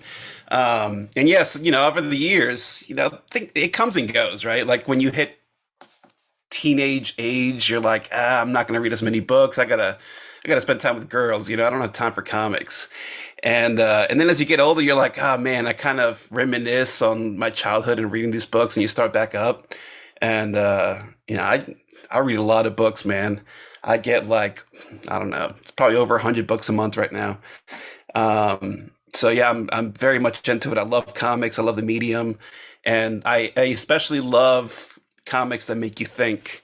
And I was really happy to hear Eric, which is weird, by the way, because he pronounces his name Millar. You have the comic book writer Mark Millar, but it's actually Mark Millar. Just everyone calls him Millar. I know, right? That's what I was thinking. Yeah. So, but so it was cool to hear that last episode that you put out. I really enjoyed it, and there was some stuff where I was like chiming in, like you guys started talking about Frank Miller. And I'm like, oh, it was because he got mugged on the subway. That's why he got such like a crotchety old man. And there's a whole interesting story behind that. Yeah, interesting. He kind of went down the deep end. But comics are it's really cool that you're doing this comic esoteric thing, because there is a lot of crossover, and I think most people don't think about it. I actually, when we were talking about setting this up, I told you kind of gave me an idea of starting a new podcast. So I'm still playing with it. Maybe I haven't decided yet. Yes. But, well, you let me know whenever you want to pull a trigger on anything, and what I can do to help out, man. For sure. I'm always on board with that. So for anyone that's not familiar with Martin in general, go check out the Alchemical Mind podcast. It's very, very studious, informal work. And that's what I love the most, is talking about formal things in a way that treats them seriously, but also you don't take yourself too seriously, Martin. But you're sort of, I feel like it's very much that kind of alchemical hermetic principle of the idea of taking the world as seriously as it needs to be, and accepting that, and taking yourself as seriously as you need to. There's limits to feeling capable about yourself in certain things. And then there's also, it's important to have those where you can push those limits in feeling capable about yourself, but you also, it's important to have that humility, even if you feel right about certain things. Even if you are right about those things, you're not going to be right about everything. And it's one of those things, man. I've taken a step back from the podcast for a minute to reassess some things. And I think part of the reason is exactly what you said. Sometimes you start diving into things and you start discovering things, and you kind of realize, like, am I just like overanalyzing this, right? Am I just like expanding my ego and believing the things that I believe in? You have the archetype of the Joker, and you and I have talked about this before on my podcast, but the Joker archetype isn't just like a pure destruction thing, right? Like, that's one interpretation of it, and there's people that really embrace that, but embodying that archetype is more just about having fun with life and being kind of carefree, right? Not necessarily like disregarding all rules or being like anti-establishment, although obviously that is part of it, but just kind of learning to have fun, right? And poking at things on purpose just to see what happens, right? If you want to just consider the whole thing as just a big dance, like, that's what you want to do, right? When you're dancing, hopefully you're having fun, right? Maybe not like if you're like a prom or some like sophomore dance or something, where people force you to dance with others, but once you start seeing just like how much BS there is in the world, but also how much beauty there is, like, that's all you can do. And embodying that archetype, I think, is really important. And you see that a lot in comics, man. So obviously, right, there's a character called the Joker. So yeah, absolutely. Yeah, that's the fascinating thing about comic books is they're hieroglyphic almost. They are able to, you could easily tell a story. In fact, it's not completely uncommon for especially certain parts of comic books to go without dialogue and just to convey the story directly through the artwork. And the symbolic, mimetic, archetypal component of the comic book and the language that it conveys in and of itself is one of the most quintessential mystical parts of the whole thing. I was listening to Alan Moore earlier today in prep for this, and it's certainly not a foreign idea to me, but he articulated it in a quick, poignant way, and I thought it was great. He's like, each religion or spiritual philosophy is a symbolic alphabet, and it's just a different language that we're all speaking. And you have to understand, in order to understand the spiritual language that they're speaking, you have to understand the phonetics of it, just the basic alphabet, the syntax, all these things. And that is part of what makes comics so fascinating, because on the other end, if you really follow the comic character, the idea of the like superhero to its logical roots, well, I mean, we have those today. I'm sure you've come across these stories before of people who actually get dressed up and they go and patrol big cities, just foot patrol. There are people around all the time doing this stuff. And I don't know if it's definitely not practical whatsoever. But, in many cases, these people seem to be like doing it in earnest, and,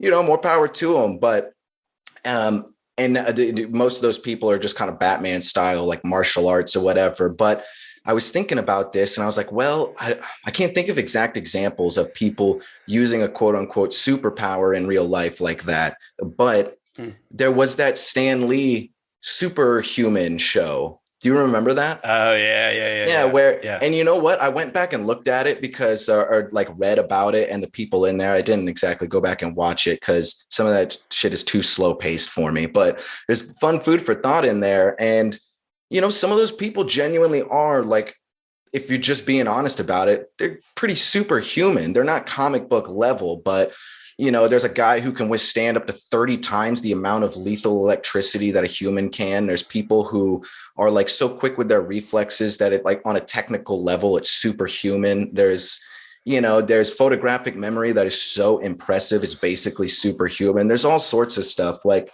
let me see. There was one guy that they had on the show, and this is a very legitimate thing. He's still alive as far as I know. And if he died, he's been very recent. It's a guy it's somewhere in Asia. I cannot remember, but he hasn't slept since 1973. That's like a super curse. Yeah. But that's crazy. That's super abnormal. Yeah. And there's Wim Hof, the Iceman. There's the monks that can control their body temperature. There's people who are completely numb to pain. So we might not have an example of someone like Wim Hof fighting or defeating crime because they're impervious or they can withstand cold temperatures. But we do have people that have superhuman abilities in real life. And we actually do have people that go out and fight crime in costumes in real life. So the idea of the superhero is actually a little anticlimactic, is what I'm getting at in real life. And it's not so much about the idea of physically getting in the get up and going and fighting the crime. It's all these deeper implications, like the idea of what if part of being responsible is saving your family from parts of yourself, the secret identity thing. Like that's a deep concept that's woven throughout the fabric of most superhero comics. And it's not something like you find readily accessible in other parts of the culture, but it's very poignant. It's very poignant, especially to someone coming of age, any sort of teenager reading comic books. I think part of that has to do with your views on morality, right? And you and I have talked about good and evil and things like that quite a bit. I know that's a topic that really interests you. Yeah. And I'm kind of the opposite of you, right? You're very interested in it. I mean, I like hearing about it. I like talking about it. But to me, morality is just kind of a figment of the imagination, right? And so, for a lot of people, I think that's why some people end up losing interest in comics, is they don't know how to find the right comics that appeal to them, right? There's genres for everything, right? You can get like slice of life, where just like nonfiction stories retold in a comic. There's stuff like Peatland, for example, is an example of that. I think the author used to be a prostitute, and so she based her comic on that. You have just pure superhero comics like Batman, Superman, those kind of guys. And you have things that kind of transcend, right? And sometimes people might find a little pretentious, like the Grant Morrisons and the Alan Moores. Maybe a little bit of Neil Gaiman, who knows? And so it short side bit there. I thought that was funny. Eric did not like Neil Gaiman. I was like, well, I mean, he's not that. Yeah, I don't mind him. He's had some good stuff, but I guess if you're splitting hairs, I'm not even saying it's because Eric said it. I've always thought that Neil Gaiman did honestly find the right artists more so than some of the other, like Alan Moore. He I mean, I say this with a little bit of an exaggeration, but you could put together like a semblance of stick figure art, and if Alan Moore is telling the story, he's going to find ways to express that. Like people like Alan Moore, Grant Morrison, James O'Barr, because I consider The Crow to be one of like the greatest magical works that's impacted me. Yeah, like these people are such artful storytellers that it's truly magic as far as I'm concerned. Well, and some of those guys you can't pair with like a bad, I don't want to say a bad artist, but maybe a less skilled artist. Like Alan Moore, for example, right? I don't know if you've ever seen an Alan Moore script, but it is like hyper detailed, right? Like each panel it takes him a whole page to describe a panel. And a lot of writers don't do that, right? They might have the dialogue and just kind of let the artist decide. And maybe some of that depends. Method. Yeah, for sure. And just draw the comic and give it to me, and I'll write the dialogue for it. Yeah. I mean, they don't really do that anymore. So no. To give them that, but you have to have the right artist, right? And he's got a method, and sometimes it works, sometimes it doesn't. With Gaiman, for example, Sandman, you can have a story where you have a dozen different artists telling the full arc of the story, because the main character is just kind of amorphous, right? Dream just is kind of a shapeshifter, and so you can do that. Whereas if you're doing a Swamp Thing book, I mean Swamp Thing, right? It's a dude that looks like a tree, right? If you're writing a Batman book, it's Batman. I mean, he's got the little ears and the cowl and the bat symbol, right? So it depends on how you work that in. And I know you guys talked a little bit about Invisibles, the Invisibles last episode, and it's one of oh god, now I forgot his name from Aeon Byte. Miguel. It's Connor. Miguel loves talking Great about dude. the Invisibles, right? Because he does. The most Gnostic comics ever created. The Invisibles kind of had the same thing where each arc had a different artist, and it didn't work as well there over something like Sandman, because sometimes the artist didn't quite know how to convey the page in the way that he wanted it, right? And even if we're talking about like big name artists, like Ashley Wood, for example, had that issue. And when they reissued that book in a later trade, they scrapped one of her pages, and somebody else came in and redid them.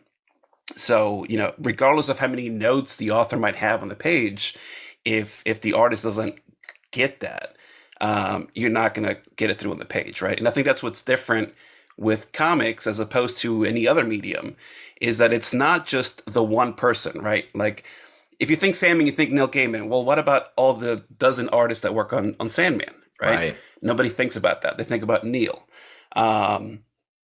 Comic it's a medium where you have a dozen people working on now it's like 22 pages, used to be more, every single month, and it takes a lot of coordination to be able to do that. You have to have the idea guy, right? Like when you have a movie, everyone talks about the director. Well, the director probably didn't write the movie, right? He doesn't act in the movie. He doesn't do the special effects or anything, right? Everything's hyper special effects now. But you talk about the director, and why is that, right? Comics is the same way. And if you take the view of some of these writers that are really interesting to me, that's kind of how life works, right? You're writing your story, creating your own myth, right? There's another Aeon Byte quote. Absolutely. And you have all these supporting characters on the side, but what's the story about, right? The story's about you. And sometimes you place yourself in it and sometimes you don't, right? That's up to the writer. Would you like to go into some of Grant Morrison's magical philosophies and comic books? Yeah, because I know you would I ever? Because we touched on it. And Eric was, I liked Eric's book so much because it was like as many parts historical as it was philosophical and mystical.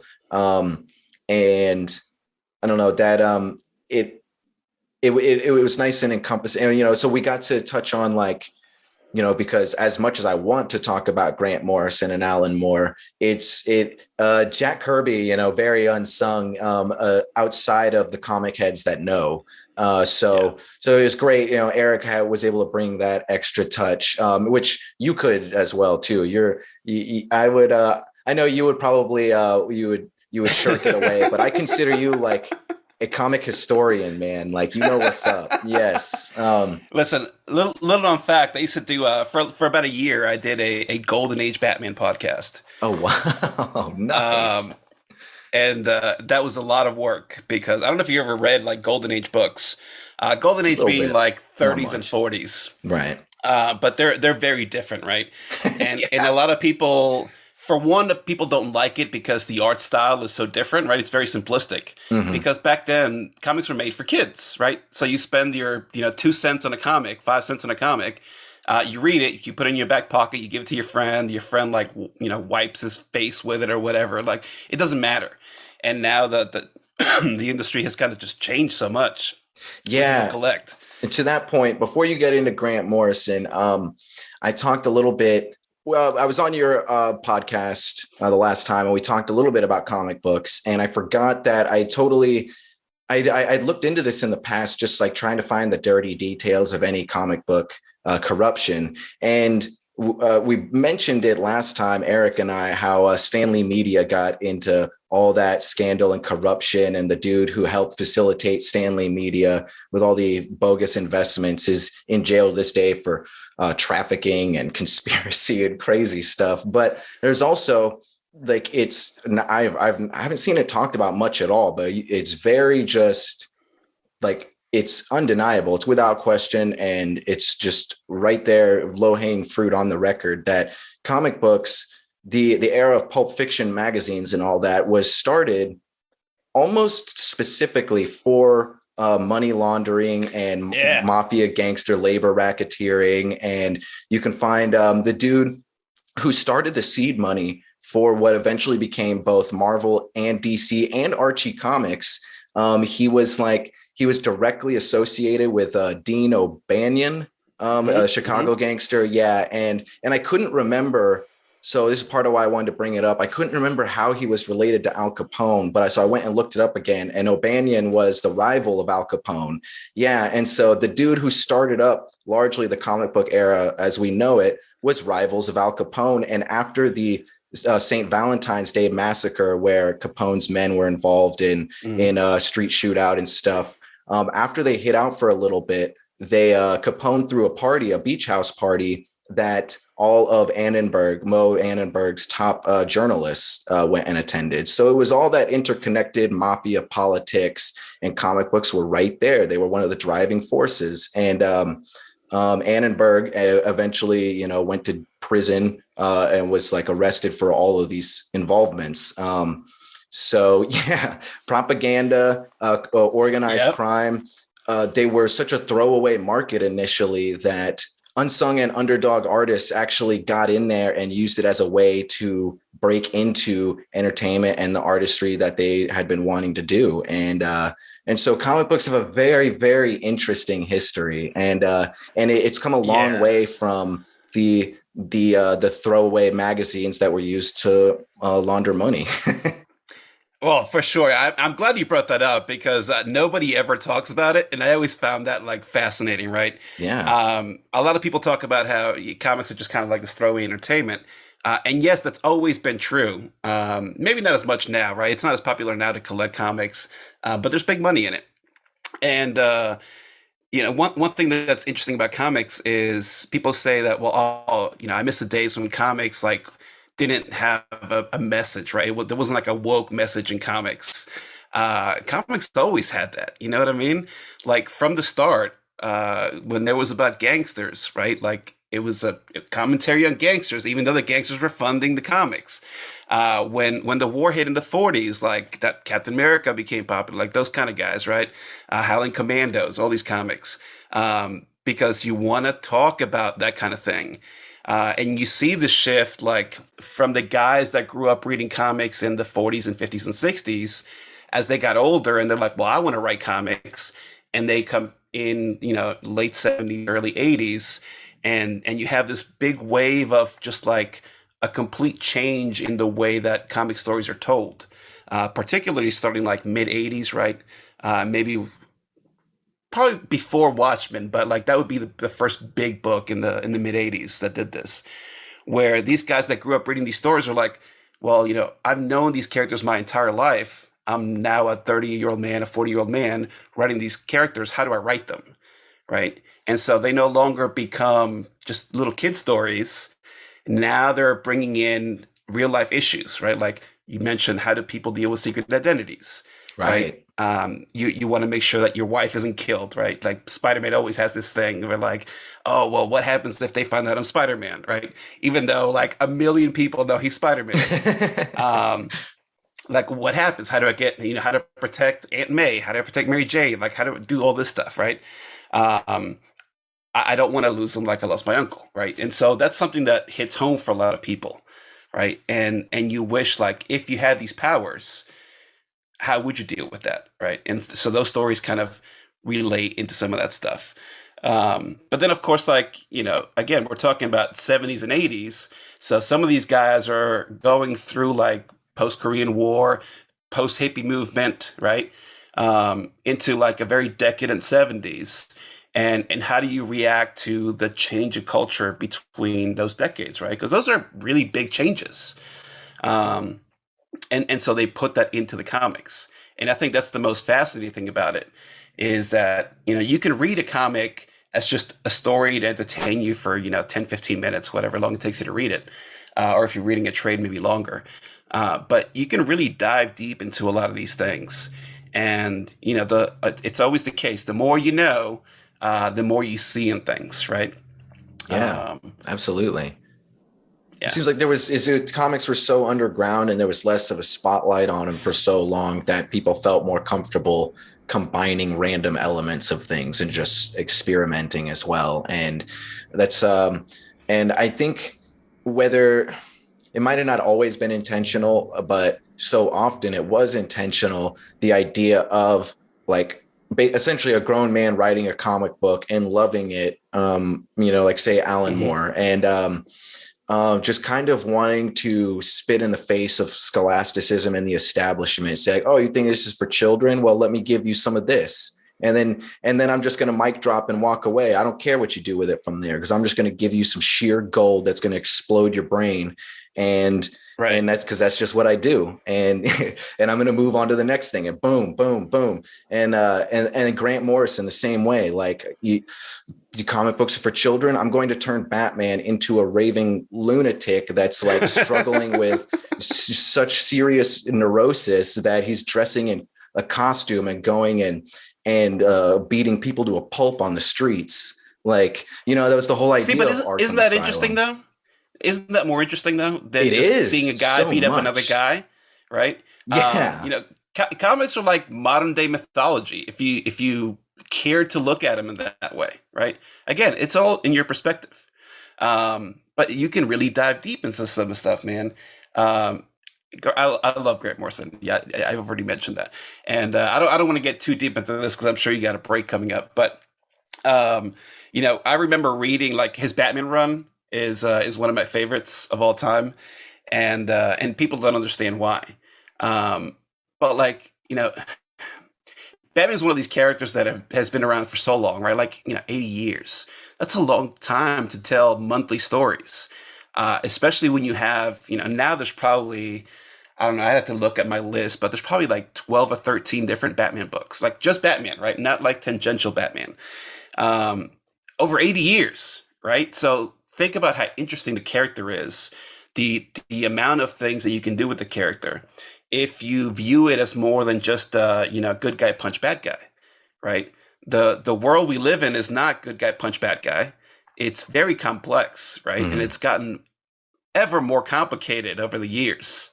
You know, it's almost like somebody did some like sigil magic at some point, right? There was like a big ritual, and just the world changed, right? You know, we could talk about conspiracy theories, and that might come up. There's a really great book, by the way, if you love conspiracy theories, called Department of Truth, that deals with like the secret organization kind of in charge of like JFK assassination and like alien cover-ups. Like Harvey Oswald is in there, like he's part of this group, you know, and they kind of like modify truth. Kind of like the Philip K. Dick story. Oh God, what's the name of it? They made that terrible movie with Matt Damon. Oh God, man, something Bureau. Oh, the Adjustment Bureau. Adjustment Bureau. That's what it is. Yeah, the Adjustment Bureau. Yeah. It's been a while since something I've like seen that. movie. Except you know, not that good. No, the movie was not good. The book is great. The book is great. I don't think I've read there's the book, there's a similar one called.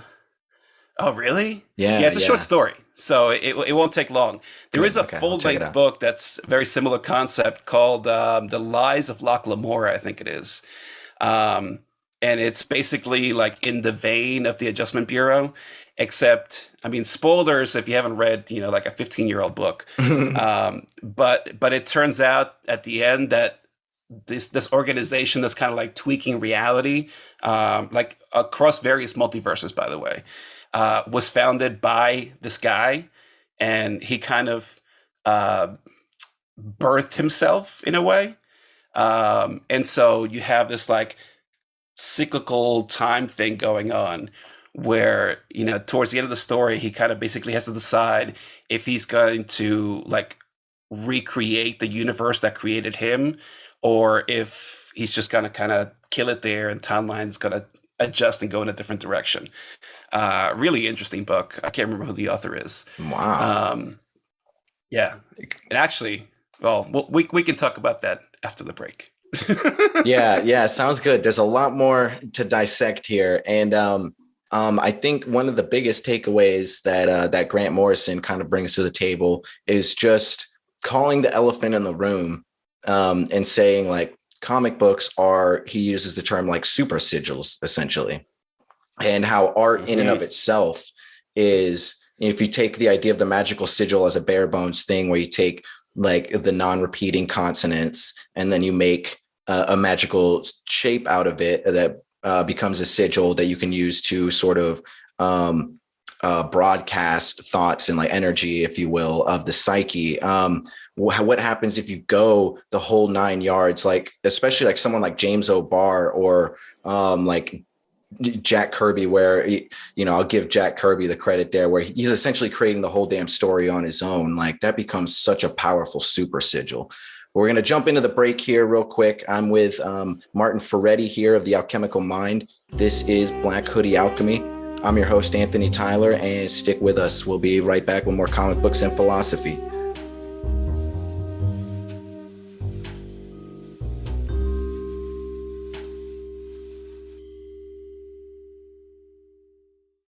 Listen, as we explore the mysteries of the universe, the unknown, high strangeness, consciousness, and our human potential. Lighting the Void is an eclectic program that strives to ignite the late night with stimulating conversations. Join us on The Fringe FM.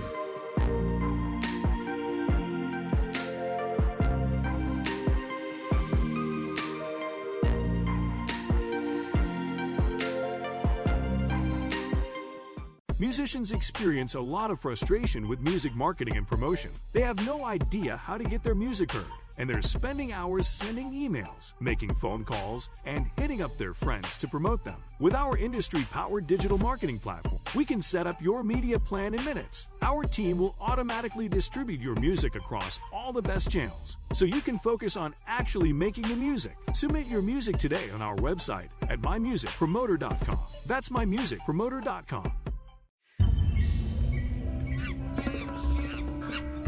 The Natural Born Alchemist podcast is a podcast that covers topics like alchemy, shamanism, psychedelics, anarchism, and philosophy. Join Alex, that's me, and a multitude of guests on a quest to discover the nature of reality, of spirit, and of consciousness.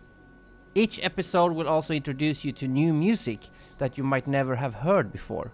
You can find the podcast on most platforms. Simply search for Natural Born Alchemist or go directly to naturalbornalchemist.com. There you'll be able to find all the social media links as well. Freedom is in the mind. Do you want to escape the simulation? Well, join me, Jess Rogie, every week as we explore a variety of different realities to help expand our minds and find out a little more about this world we live in. Escape the simulation with me live every Wednesday at 5 p.m. Pacific, 8 p.m. Eastern here on thefringe.fm.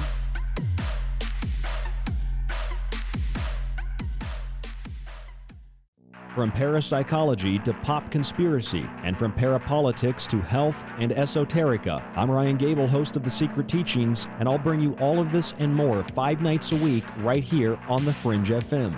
By using critical thinking and objectivity as keys to understanding, utilizing, and appreciating the secret teachings of all ages.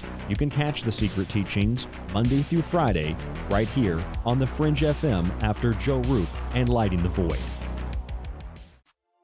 Thousands of people are having paranormal experiences with ghosts, demons, shadow people, dogmen, Bigfoot, and more.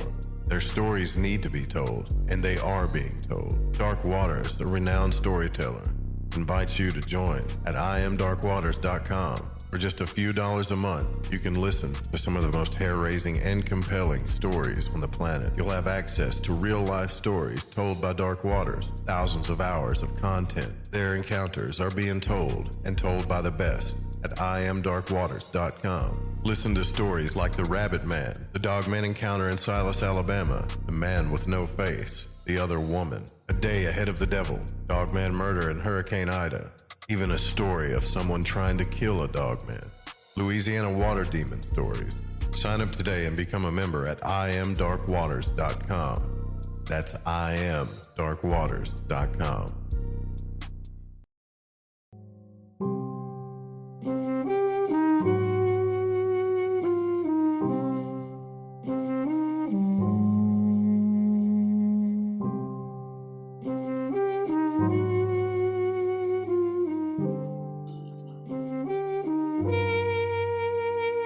Welcome back, folks. We are back on Black Hoodie Alchemy. I'm Anthony Tyler, and we're talking with Martin Ferretti, editor of my book Hunt Manual and host of the show The Alchemical Mind. And we're talking about comic books, philosophy, mysticism. And before the break, we were discussing a little bit of how, if you want to get technical with definitions, you could very much consider a comic book something like a sigil. In fact, like a super sigil, as Grant Morrison liked to say. The idea of taking your desires and intentions and, long story short, amalgamating them in an artistic way to sort of transcend the mundane elements of, which is kind of the core essence of shamanism and magic. You use a combination of seemingly random things that can help you sort of prime your psyche and transcend the mundane elements and get into an altered state of consciousness that might project your intentions in ways, that work with like chaos theory, the flap of a butterfly wing, that we might be able to notice in some ways, even if we can't understand the full process and everything that happens in between. And comic books, more than anything, they're hermetic, they're alchemical.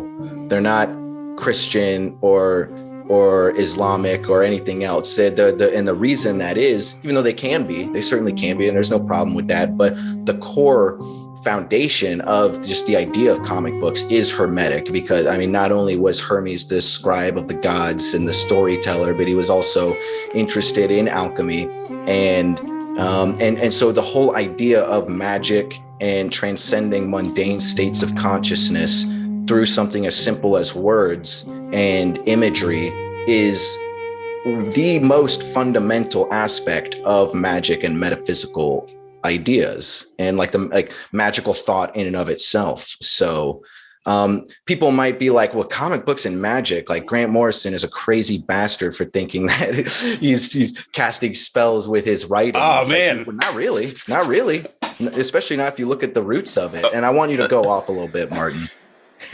Yeah. No, dude. So you ended on the perfect segue.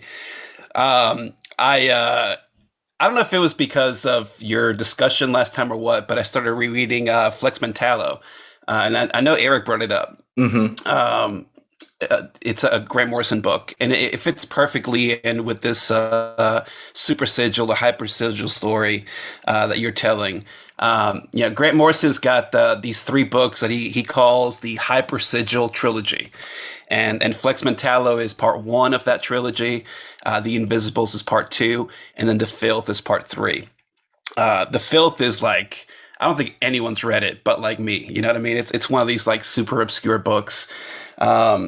Whereas, everyone knows The Invisibles, and mm-hmm. I think less people know Flex Mentallo unless you read like Morrison's Doom Patrol run, right? Which, by the way, if you have HBO Max, you can go watch the Doom Patrol TV show that's based on Grant Morrison stories. And how is that? And Flex Mentallo, it's really good. Nice. Really good. Flex Mentallo shows up in, I think it's season 3, with Wally. So I'm gonna get into those real quick. Yeah. But I want to expand into this hyper sigil or super sigil idea, because I think it's fascinating. I think probably everyone listening to this has some interest in magic, or at least knows a little bit about it, mm-hmm. and is probably familiar with the sigil, right? Definitely. And a sigil's really simple. It's just like a symbol that you create with like some kind, right? So say, let's just go with being rich. Everyone wants to be rich, so let's just use that, right? So you have this thought in your mind that you want to be rich. Okay. So actually, you can't use that because of the way sigil magic works, with chaos magic works. You can't say like, I want this. It would be more like, I am rich. Okay. Right, so if you want to become rich, you don't say, I wish to do this, right? It's not like a genie in a bottle. Because then you will get more of the wish of wanting to be rich. Correct. Yeah. You get more rich than rich. Yes, exactly. So you act as if you are already are that thing or have that thing. Okay. So if you want to be rich, you don't say, I want to be rich. You say, I am rich. Okay. And you write it down on a piece of paper. And you don't write it down like, I mean, you could write down the sentence, I am rich. But you want to do it in a way where like you're going to create a symbol out of connecting these letters together, right? So maybe you just take the I and you draw it right down the middle of a page. And then you connect the A kind of maybe sideways, so it looks like a triangle. And then maybe you do the M as little legs coming off the A, right? And so you create this symbol out of all the letters of the intention that you want to achieve. That's a sigil, basically. So it just looks like a logo, we'll say. A hypersigil is the next step above that, right? So a sigil is two-dimensional. Usually, like, sigils will be drawn to like ward off demons or like call angels or whatever, right? You see this in movies all the time where like they draw a circle and a pentagram, right? Like that's a sigil. But a hypersigil is like a four-dimensional version of a sigil, which is two-dimensional. Okay, a sigil is just a thing on a surface. A hypersigil has like intent and energy and life and drama and personality. And it takes forever to do this, right? So you hear stories of like Aleister Crowley doing this like ritual for 3 years or whatever it was, right? And that's kind of what caused him to possess the house that he lived in and later died in. And what's his name from Led Zeppelin ended up buying, right? Because he wanted to recreate, because he wanted to kind of recreate this this ritual. That's the house on Loch Ness, right? Correct. Yes. Yeah. So that's one of the theories, right? That like Aleister Crowley kind of manifested Loch Ness. I love that monster idea so much. It's such a fun idea. Yeah, it's great. It's great. You know, I mean, you and I both love tulpas, right? So this is perfect for that.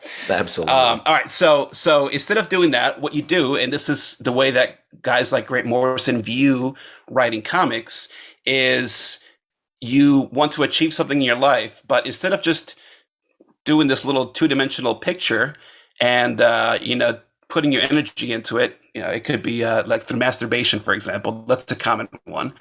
You draw your sigil and you basically jerk off every day. Crowley loved doing that. Yeah. Smoking some That's heroin. How you imbue your sexual energy.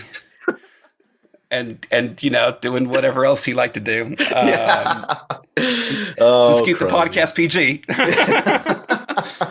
But let's see if that makes it in the final cut.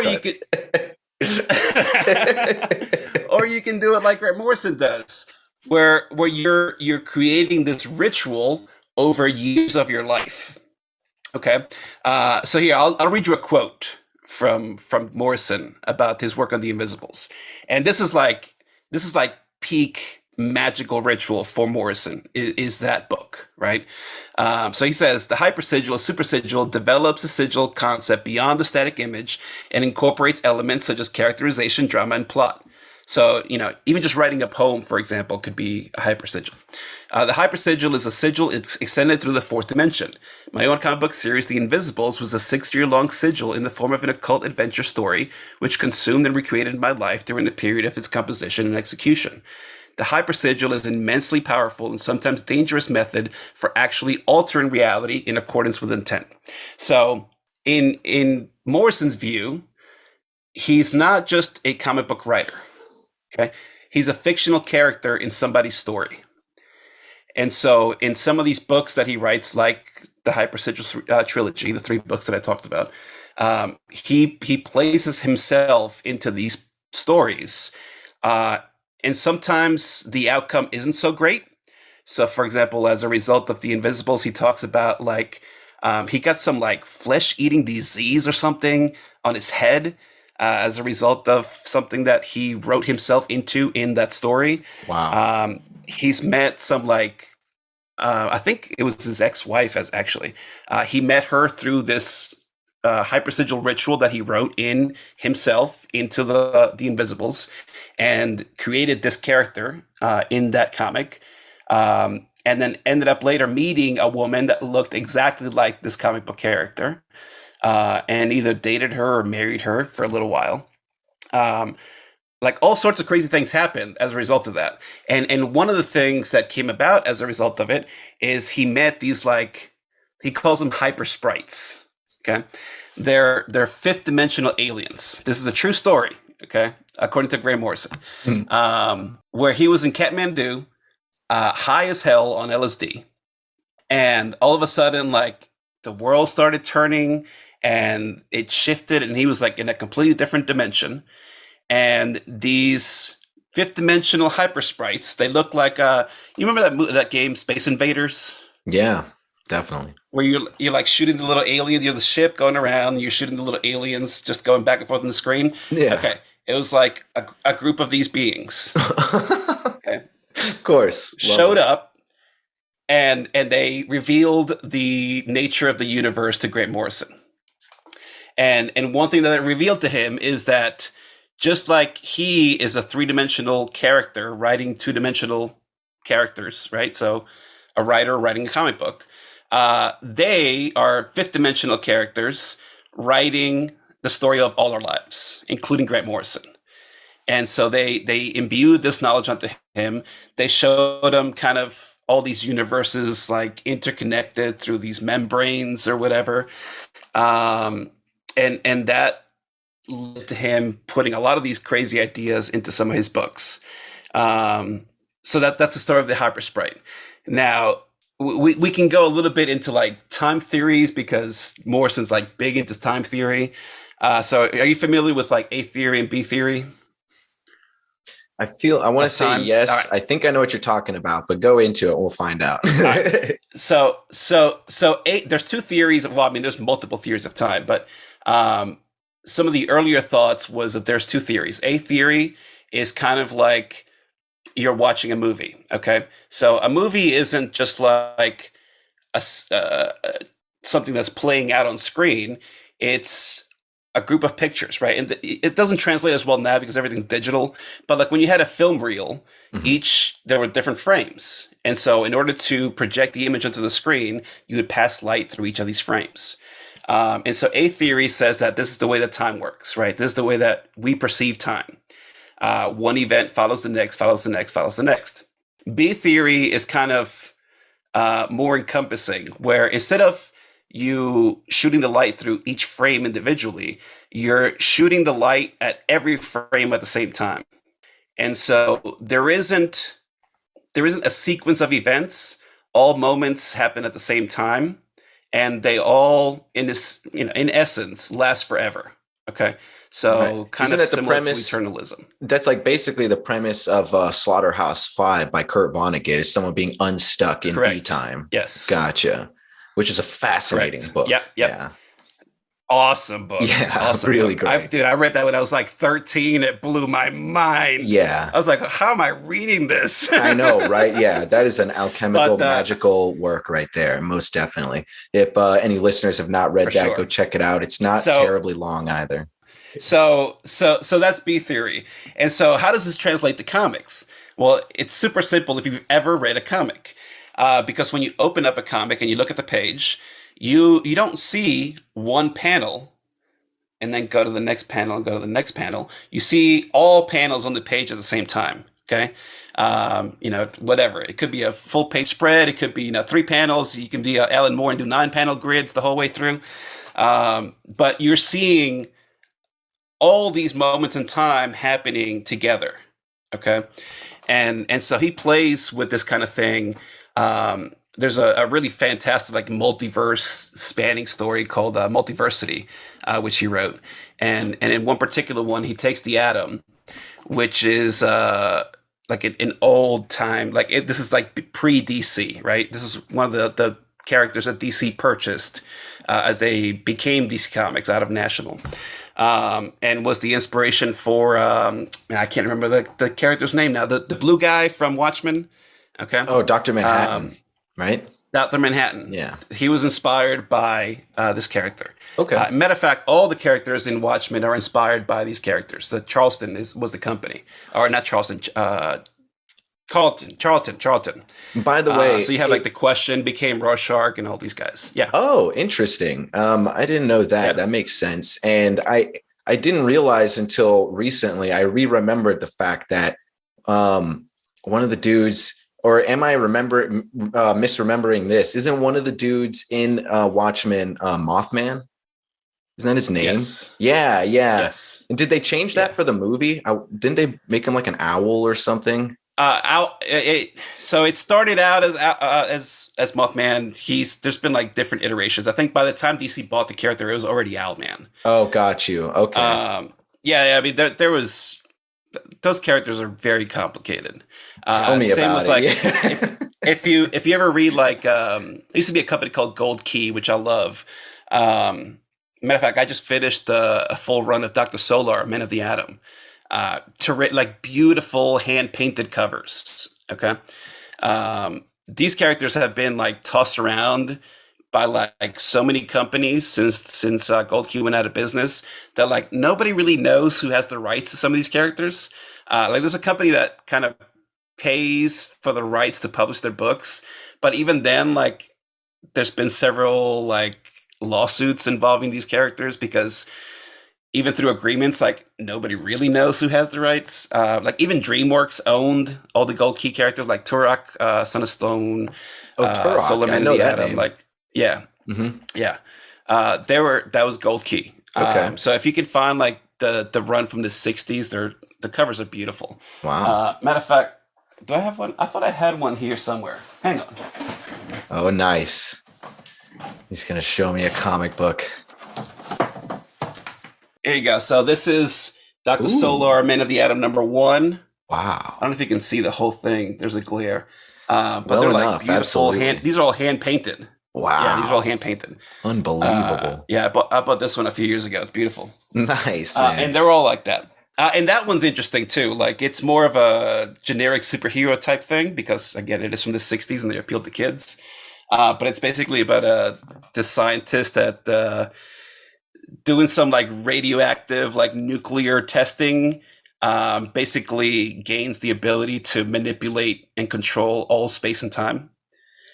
So very similar to Dr. Manhattan in a way. I love it. But anyways, so the Atom was the inspiration for Watchmen, and you see that a lot in when Morrison was doing his multi-city run, because there's a couple of pages. It's like a 2-page scene where the Atom is like reading a comic book.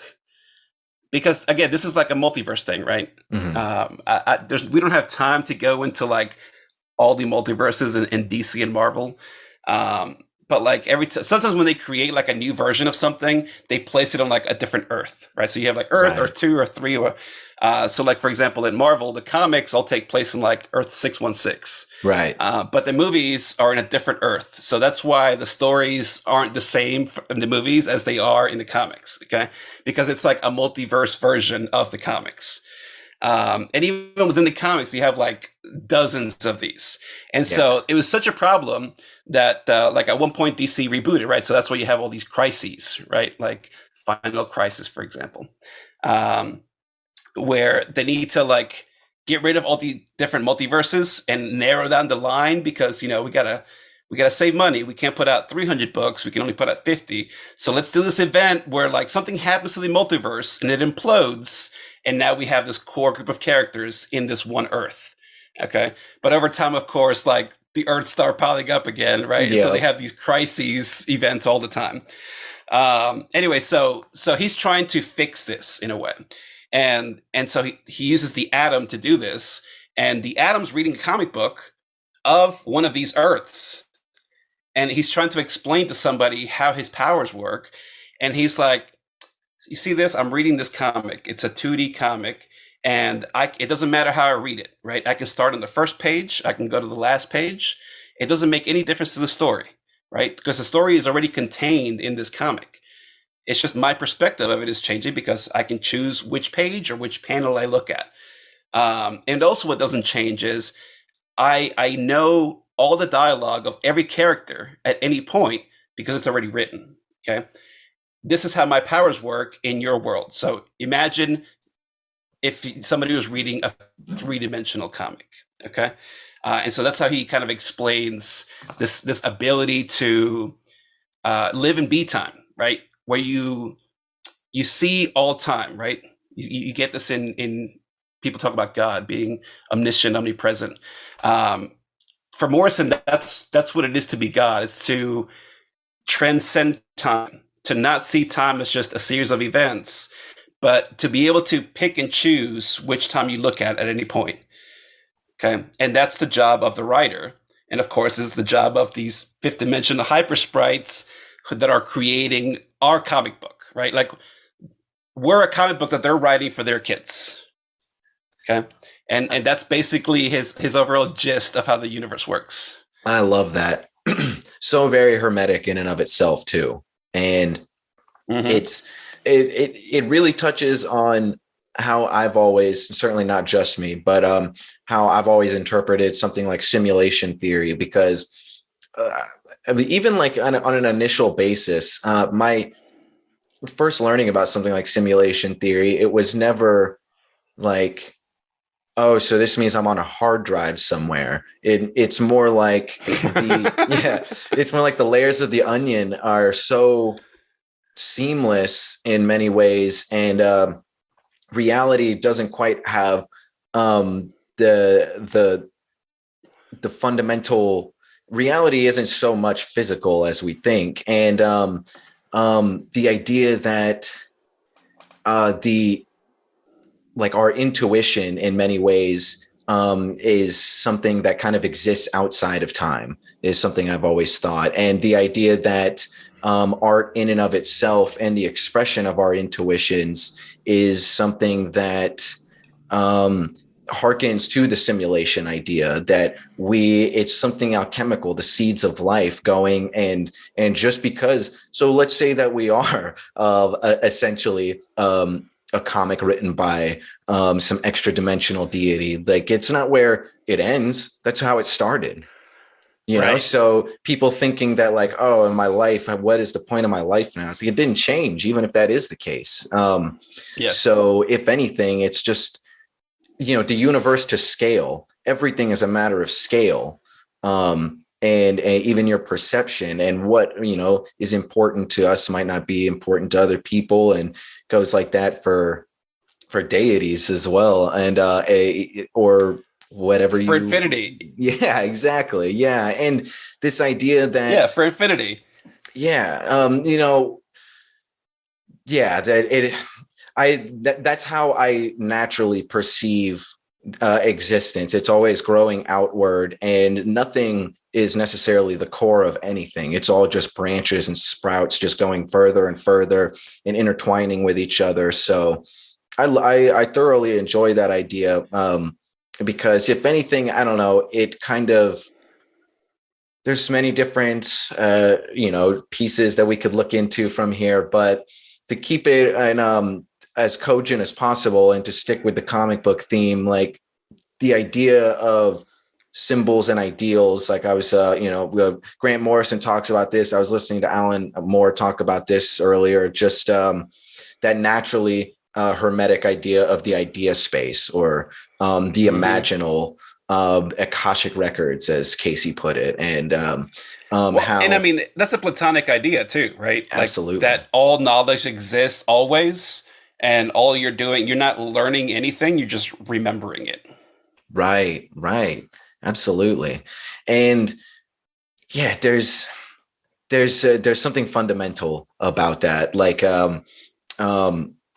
Grant Morrison talking about how, you know, what did you do to conceptualize the hunt? You would draw a cave painting of already having killed the animal, and then you'd go out and kill it. Like, it's something that it drives at the same component as like a positive affirmation, just telling yourself that you're going to have a good day and then going out and doing it. And that's what art is. That's what people don't get sometimes, is you're just sitting there like writing or just painting, like you're changing the world right there. It's all in scale, Right? And it's all to degrees, but you are changing the world right there, truly, fundamentally. See, and this is one of those things, right? So listening to you guys, and I'm reading Flex Mentallo, and here comes Eric talking about Flex Mentallo. So let's talk about Flex Mentallo. Let's do it. So this is like one of the most underrated Grant Morrison books, I think. Okay. It's not very long. I think it's like 4 issues. I don't know, something like that. It's pretty short. But Flex Mentallo shows up in Doom Patrol, right? And he's like man of muscle. Flex Mentallo, man of muscle. He looks like a carnival strongman. Okay. He's a really buff guy, super tall, and he's wearing his like tiger loincloth. Okay. And he's got his like sidekick, Wally. Okay. And Wally's got some like weird abilities to like reshape reality. And so as a result, like he in Doom Patrol, he gets enlisted by something like the Adjustment Bureau to like create weapons out of his imagination in order to battle like the forces of evil. Okay. So that's Doom Patrol. He takes this idea and goes further in it in the Flex Mentallo comic, where it's kind of like an alternate version, an alternate reality version of the events in this Doom Patrol couple of issues. Wally dies, by the way, in Doom Patrol pretty soon after. But so in this miniseries, Wally is a comic book writer. Again, he likes to inject himself into these stories, right? Because he's creating this hyper sigil. And he wants to learn more, not just about himself, but how the universe works. And he does it through comic book characters. And so Wally is he's a writer. He's kind of a failed writer. He's always like doped up on heroin and all kinds of crap. He was in a band at some point. And so that's led him to lead this kind of crazy wild life. But in each of these issues, you see like a different version of Wally, right? So you see like a young kid Wally, you see a teenage Wally, you see an adult Wally, and then what I like to call the God Wally, okay, or the transcendent Wally. And I found that fascinating because this is kind of how arc progressions work when you're writing, right? You have the hero's journey, and this is what Wally's doing. Even though he's not the main character, he's not the titular character, right? It's Flex Mentallo, this fake superhero who, in this alternate reality from Doom Patrol, knows that he's a comic book character. Okay, somehow he learns this, and so some of the events kind of transpose between the real world of Wally and this comic reality of Flex Mentallo. And Flex is he quickly and early on in the story, he gets this message on the TV that there's a coming apocalypse and only he can save the universe. But in order to do this, he has to like bring the gang back together. Okay. So we learn about all these like basically golden age style superheroes that he needs to go find in order to stop the apocalypse. So as the story progresses, you learn just how intertwined these stories are, because this kind of has happened before and it will happen again. Because at some point in the past, this group of superheroes decided to leave reality, leave the real world, and like transplant themselves to the space station in like a liminal realm, where they can kind of watch over Earth and watch how humanity progresses and see if they can gain the ability of creation, right? Of fantasy and bringing that to life, essentially becoming gods, just like the superheroes. Okay. This is something that Morrison loves to do, right? Like in Justice League, he did it a bunch, right? That's the most obvious. Some people hate his Justice League run because it's like very on the nose, right? Like Superman is Zeus, right? Wonder Woman's Flash is Hermes. Like, so it's obvious.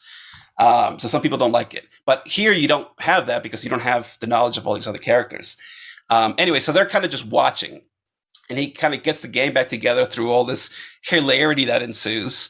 And it turns out that like the Fact, which is the villain that gives him the message of this apocalypse, is the alternate reality version of Wally, the writer that created him.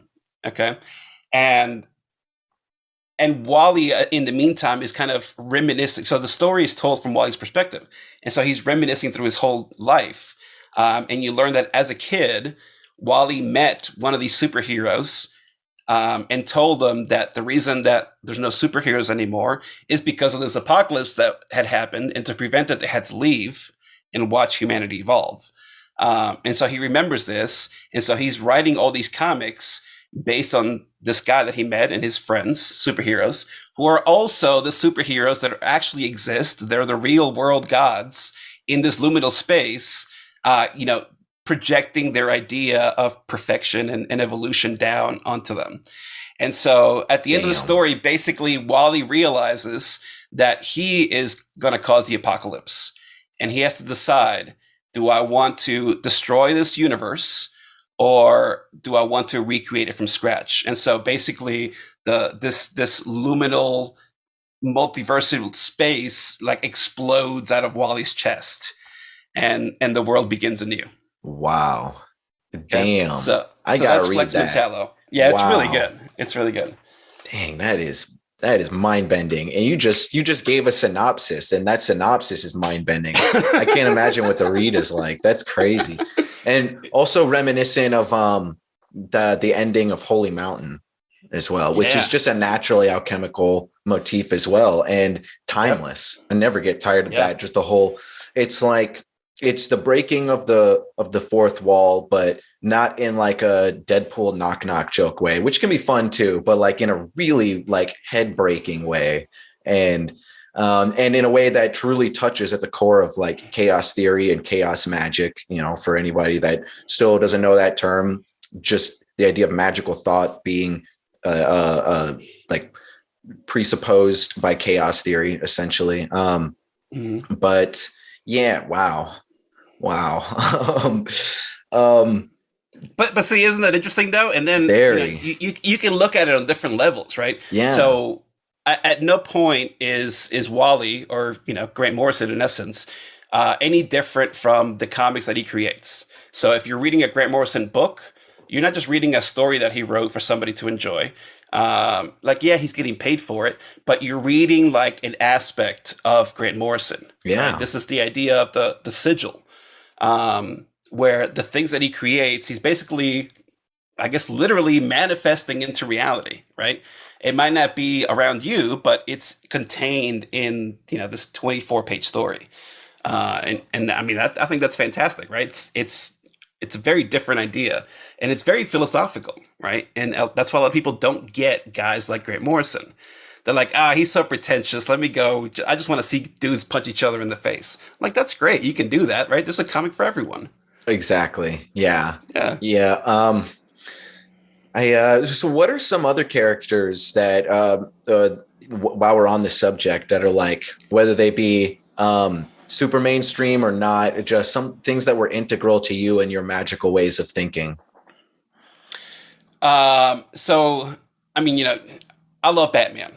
Okay. Yeah. So there's a few characters that I really, really enjoy. Some I don't talk about as much because they used to be more obscure. I guess they're more popular now. Batman's always been like my thing, right?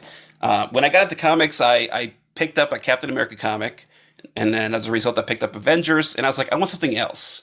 And then I picked up Batman, right? And that was my something else, and I stuck with that.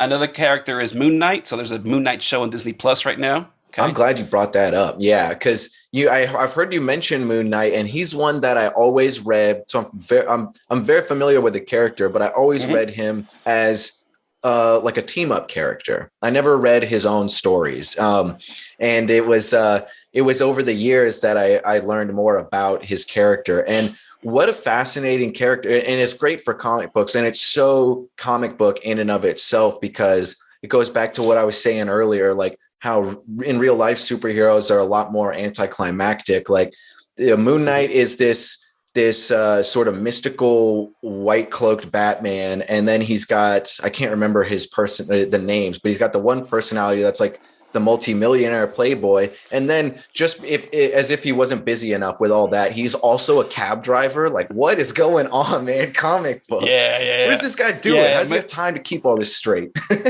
Moon Knight's great, man. I'm actually glad you described him that way, because for a lot of people, like, this is probably not true maybe in the past 5 or 10 years, but throughout most of his life, his comic book life, he's kind of been like the poor man's Batman, okay, in many respects. Yeah.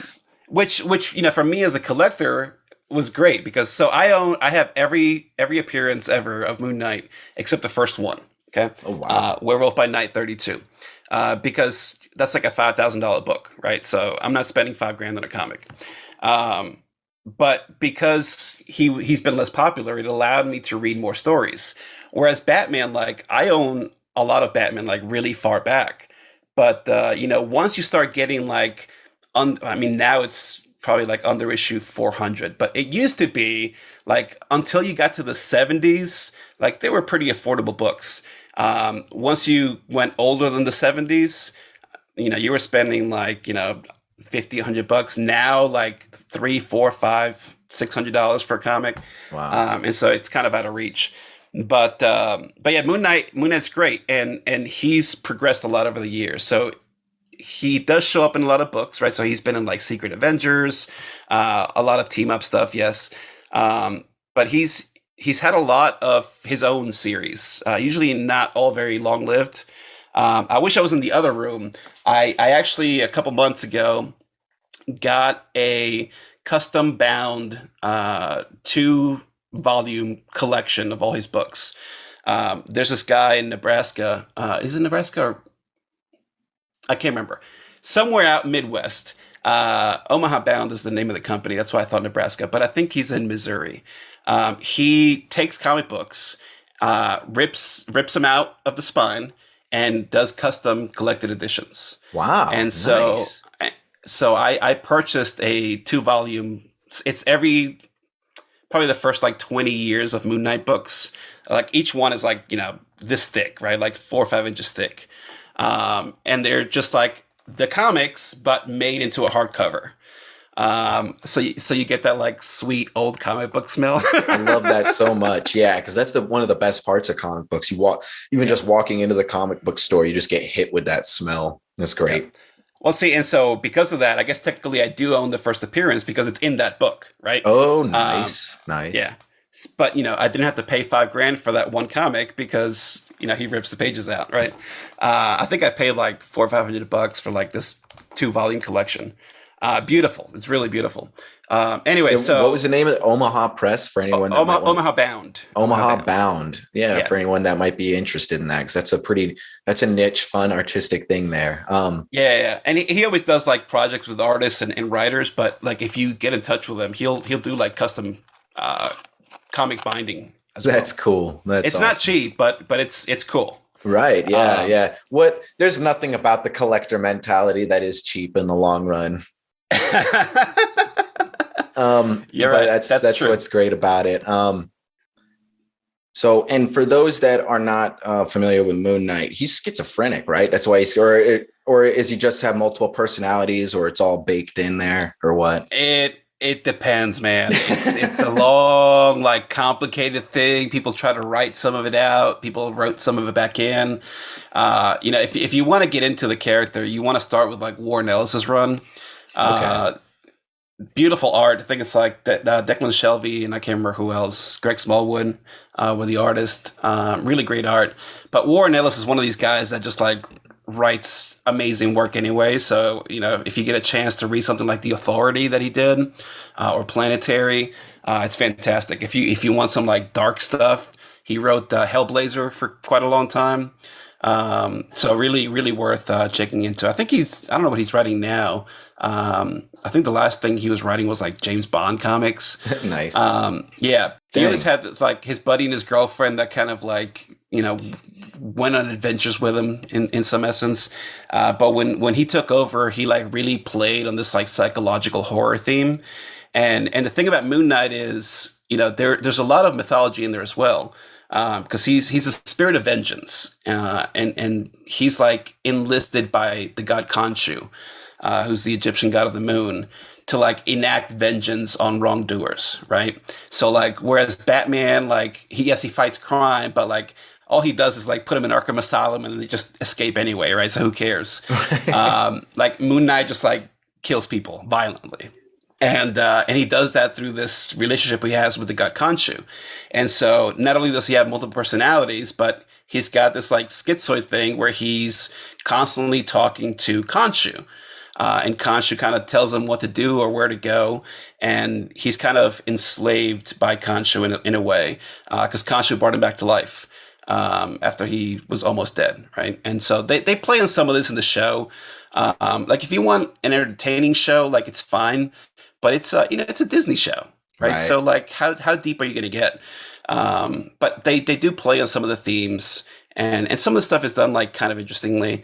But is Moon Knight one of the only schizophrenic superheroes? Because that in and of itself is a very interesting concept. Yeah, I would say so. I know there's also Marvel has the Sentry, which is like one of their like renditions, like very on the nose renditions of Superman. And it's this for anyone that doesn't know that, like this just extreme, like the most neurotic person you could possibly get, like suicidal and self-loathing, doesn't like the world around them, thinks that very nihilistic, but they have the power, what is like 1,000 suns or something. He's basically the equivalent to Superman, and he's treated as like this like Armageddon weapon by the government, and they're always trying to, so the thing that's so powerful, they're always trying to like work with him with like therapy and get him on the right medications and stuff, because if he has a temper tantrum, everyone is being annihilated. And that's a fascinating like that really is turning and it's not the Sentry is like, by the time Marvel created the Sentry, it was already a played out trope, but it's a fascinating idea in and of itself. And I'm going to do an episode at some point about schizophrenic serial killers that went on killing sprees because God told them to.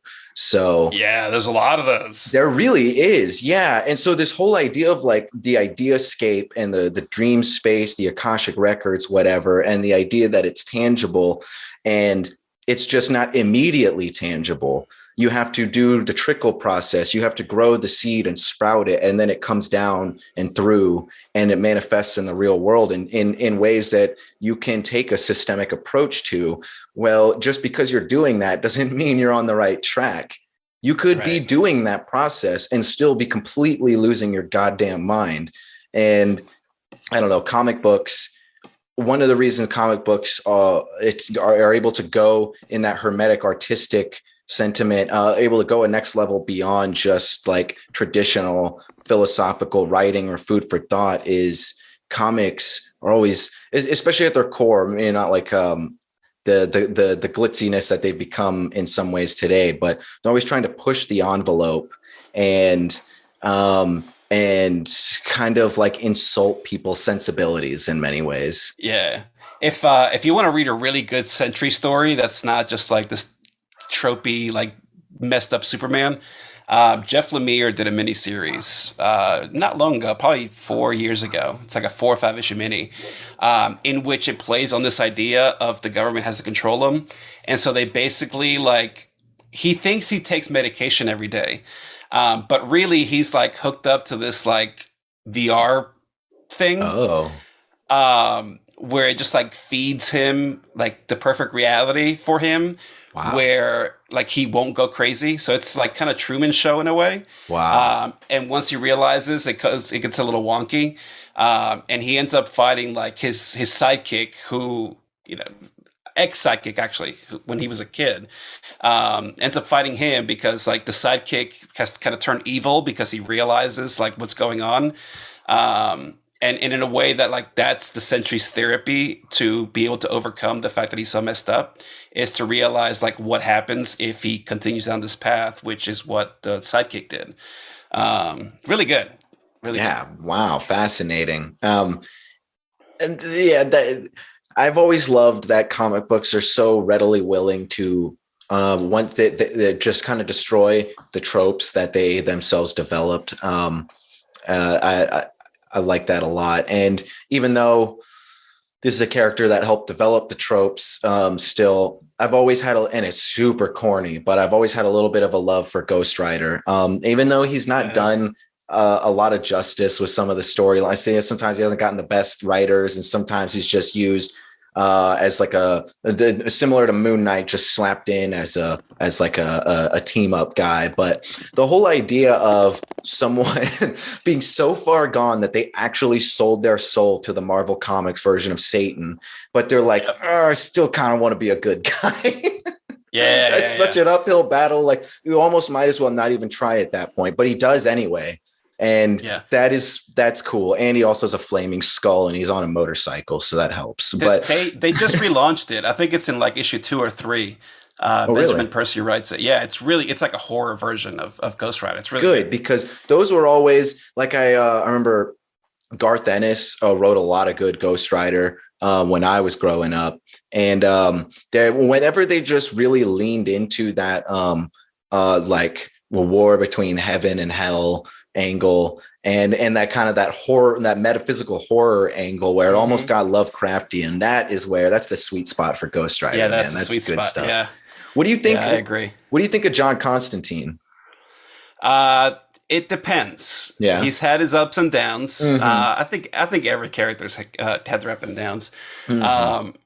I think that Hellblazer series that I was talking about was really good. If you get like some of the Vertigo stuff with Constantine is really good. Once John Constantine goes like mainstream DC, right? So like they had him in like Justice League Dark, for example. It loses some of that because you can't tell like the gritty stories because you're trying to appeal to mass market, right? Kind of Disneyfying it. But I love the character, man. Just the characters like that are like Zatanna, for example, who oftentimes like plays around with Constantine, are really interesting, right? Like Zatanna is like a kid's magician by day, but like a powerful sorceress by night, right? Like that's super cool, right? So like your secret identity is just like a play on who you really are, right? Like that's awesome. I love those characters. There's just not as big an appeal for that kind of thing anymore. You know what I mean? And so like you can still get cool stories, but like Disney bought Marvel, and so when that happened, like they kind of made things more like the movies, and it lost some of the luster. And DC's just kind of like in a weird spot, right? Because their movies don't do as well, and they try to make it more movie-like, but it doesn't work. And old heads get pissed off, and new people love it, but like new people don't buy a lot of books, right? Like comics are really like an adult thing now, right? They used to be kids' comics. Now it's like the kids who just kept reading comics their entire lives, that's who reads it. And there's not that many young kids reading it, right? Like young kids go on YouTube and watch people read comics, right? Or they watch anime or read manga, like things like that. So it's just a very different field. Yeah. So we'll start rounding home plate a little more here. And, we've run the gamut a little bit. We've talked about a reality and what comics play in the role of questioning reality. And we talked about some of the practitioners. We talked about some of the great characters. Some of the history. I think a lot of food for thought for any real comic heads out there. So as someone that has an esoteric viewpoint, Martin, and someone that is also has a deep affinity for comics, just out of curiosity, what do you see as the future of comic books as like culturally and like market wise? Because it seems like it's just going in a point now where, all things run their course. So I'm not knocking it or anything. And I do enjoy a good superhero movie. I've seen plenty of good ones, but it seems like it's just going to veer further and further into this mainstream area. And eventually, if ever, in varying degrees, because it will always be there, the underground comics will just kind of, I think there will be more of a separation of the superhero comic and the indie comic in the long run, because I don't think superheroes can survive in the comic realm as what they're becoming as well. You know what I mean? It's a tough call. We have a very different model of publishing than other places. So like comics in France, for example, are huge. Like the European comic scene is big, especially in places like France. They don't put out 22-page comics once a month, right? They put out graphic novels, right? Like once a year or every 2 years, whatever. Okay. Like Black Sad, I don't know if you've ever heard of it. It's about this like anthropomorphic cat detective. Incredible book. Yeah, it's incredible. It's incredible. Just the way that Europeans do comic is very different. I know you guys talked about Jodorowsky a little bit with Eric. I love Jodorowsky. Like, I've got collections of all his work, and that's the type of comic that like makes you think, well, comics aren't just like a thing that I'm going to put in my pocket and throw away after I'm done with it. It's like, I'm going to read this and read this and read this, and every time I read it, I pick something up that's new. And you have kind of a mix of those things in Japan, right? With manga, where they put out those things come out weekly, right? But they're putting out like 200-page books every week. Yeah. Which is insane. Like, by one guy. Yeah. Right. It's like going back to like when comics first started here, right? Like Jack Kirby and Stan Lee and all these guys, where like they were cranking them out, man. Right. And like the pace that guys like Kirby worked at is unreal. Right. Like, guys have a tough time doing like 1 or 2 issues a month now. I mean, Kirby was doing like 10 books a month by himself. And you have this kind of thing in Japan. So, I mean, will comics survive in the US? I don't know, man. Like, for a while, everyone called for the death of comics and everything was going to trade.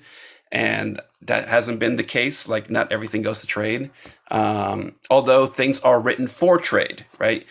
Scholastic, I'm sure you remember Scholastic from, like, I'm assuming you guys still had it. When I was young in school, we had Scholastic book fairs. Yeah, right? A couple times a year. Yeah. Scholastic, like, accounts for like 60% of the trade market, right?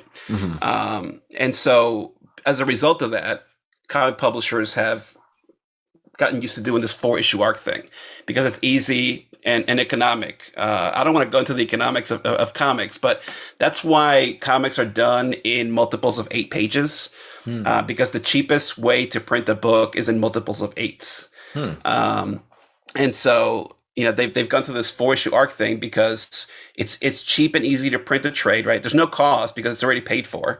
You're just paying for the paper, basically. And kids love to pick up that kind of thing, right? But until like my generation dies out and is no longer buying comics, I think there's always going to be a place for like the current model in a way. And there's always going to be a place for indie comics, right? Like, even when nobody was buying comics in the late 70s, early 80s, like, that's when you had this boom of like indie books and fanzines and like anthology series coming out. Because people were trying something new and different. And then you had this like new renaissance of comics, after like 85, 86, where like big publishers were just copying what the indies were doing, right? Like, if you go back to like 87-ish, let's say, everybody had like some version of the Turtles, right? Like, whatever it might be, like space invading teenage squirrels, right? Like, it didn't matter, right? Whatever it was, people were buying it because it was just like a ripoff of this thing that was super popular because nobody was doing it. And there's always going to be that thing, right? You might have a lull for years, right? Just like in anything, right? You get this in books, you get this in movies and TV shows, you get this on like UFO Twitter, where like nothing happens for a while, and all of a sudden it's like an explosion of things pop up.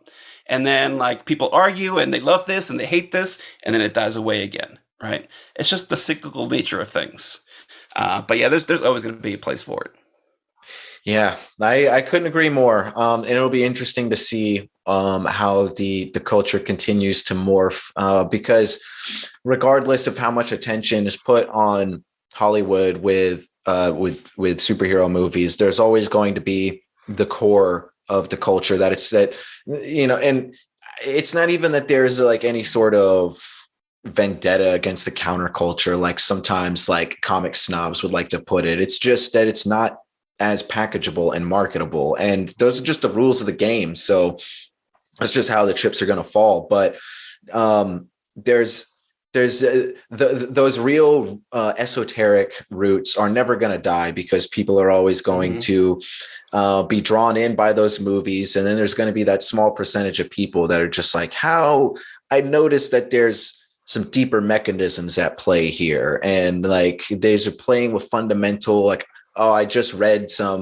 that reminds me of some old mythology I used to know as a kid. Like, I wonder how that correlates. And that little thing, just that little inkling, that spark of intuition that you get from enjoying any sort of art, and then following that and going down those rabbit holes and seeing where that leads you.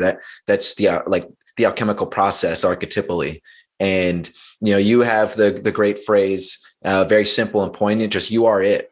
That's kind of the motto for your podcast. And I think that encapsulates this whole conversation so well. Like that's sort of Grant Morrison and Alan Moore's approach to life is you are it, and go out and be it. Do it. Put your art out there to see, just to let whoever should gravitate towards it gravitate. But you don't even need to put it out. Just the very fact that you're engaging with that artistic process is something so inherently fundamental. Again, the whole cave painting thing. And I encourage everyone to not just go, yes, to be artistic in whatever way, speaks to you, but also to not just consider art as purely entertainment, but to consider it as a conduit. That's Hermeticism in and of itself. You can get into the emerald tablets and you can squabble about the historical principles and you know what? That's for the birds, man. That's all fun. It's all trash. Yeah. Yeah. It's all trash. Yeah. Like it's good to be aware of what you're talking about, but, you're missing the whole point if that's what you're focused on. The real core of Hermeticism is, I think, and it goes in a lot of different directions, but I think if you were to boil it down to one thing, I truly think it has to do with that fundamental nature of how you look at reality, the whole A and B level time scale, and how by engaging in the Hermetic process, you engage with the deeper transcendental aspects of the time space and how that relates to consciousness. Screw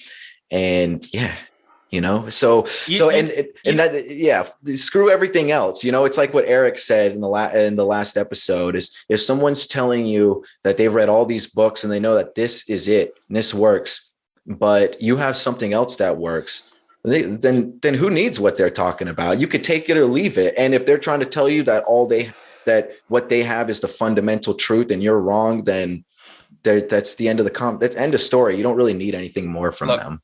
All orthodoxy is something that worked for one guy and he convinced a bunch of idiots to follow. Okay, that's all orthodoxy is. Yes. Okay.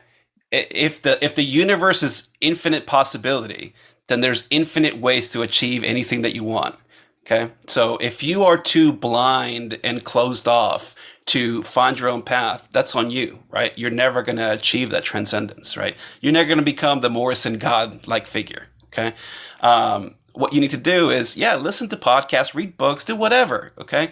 But don't just say, oh, well, Anthony's doing this, so I'm going to do the exact same thing so I can get to the level of Anthony. It's not going to work for you because you're not Anthony, right? You're somebody else. You're Martin, you're whoever. Amen, man. Amen. Yeah. Absolutely. Hail comic books. Hail Martin Ferretti and the Alchemical Mind. Hail Black Hoodie Alchemy. I hope, thanks everybody for tuning in. This has been, I really enjoyed myself, and it's been really nice having the first two guests be friends of mine, and Martin has worked with me through some minor technical difficulties that you probably won't hear in the final product. So thanks, Martin. It's the Archons, man. Yeah. The Archons are coming for you.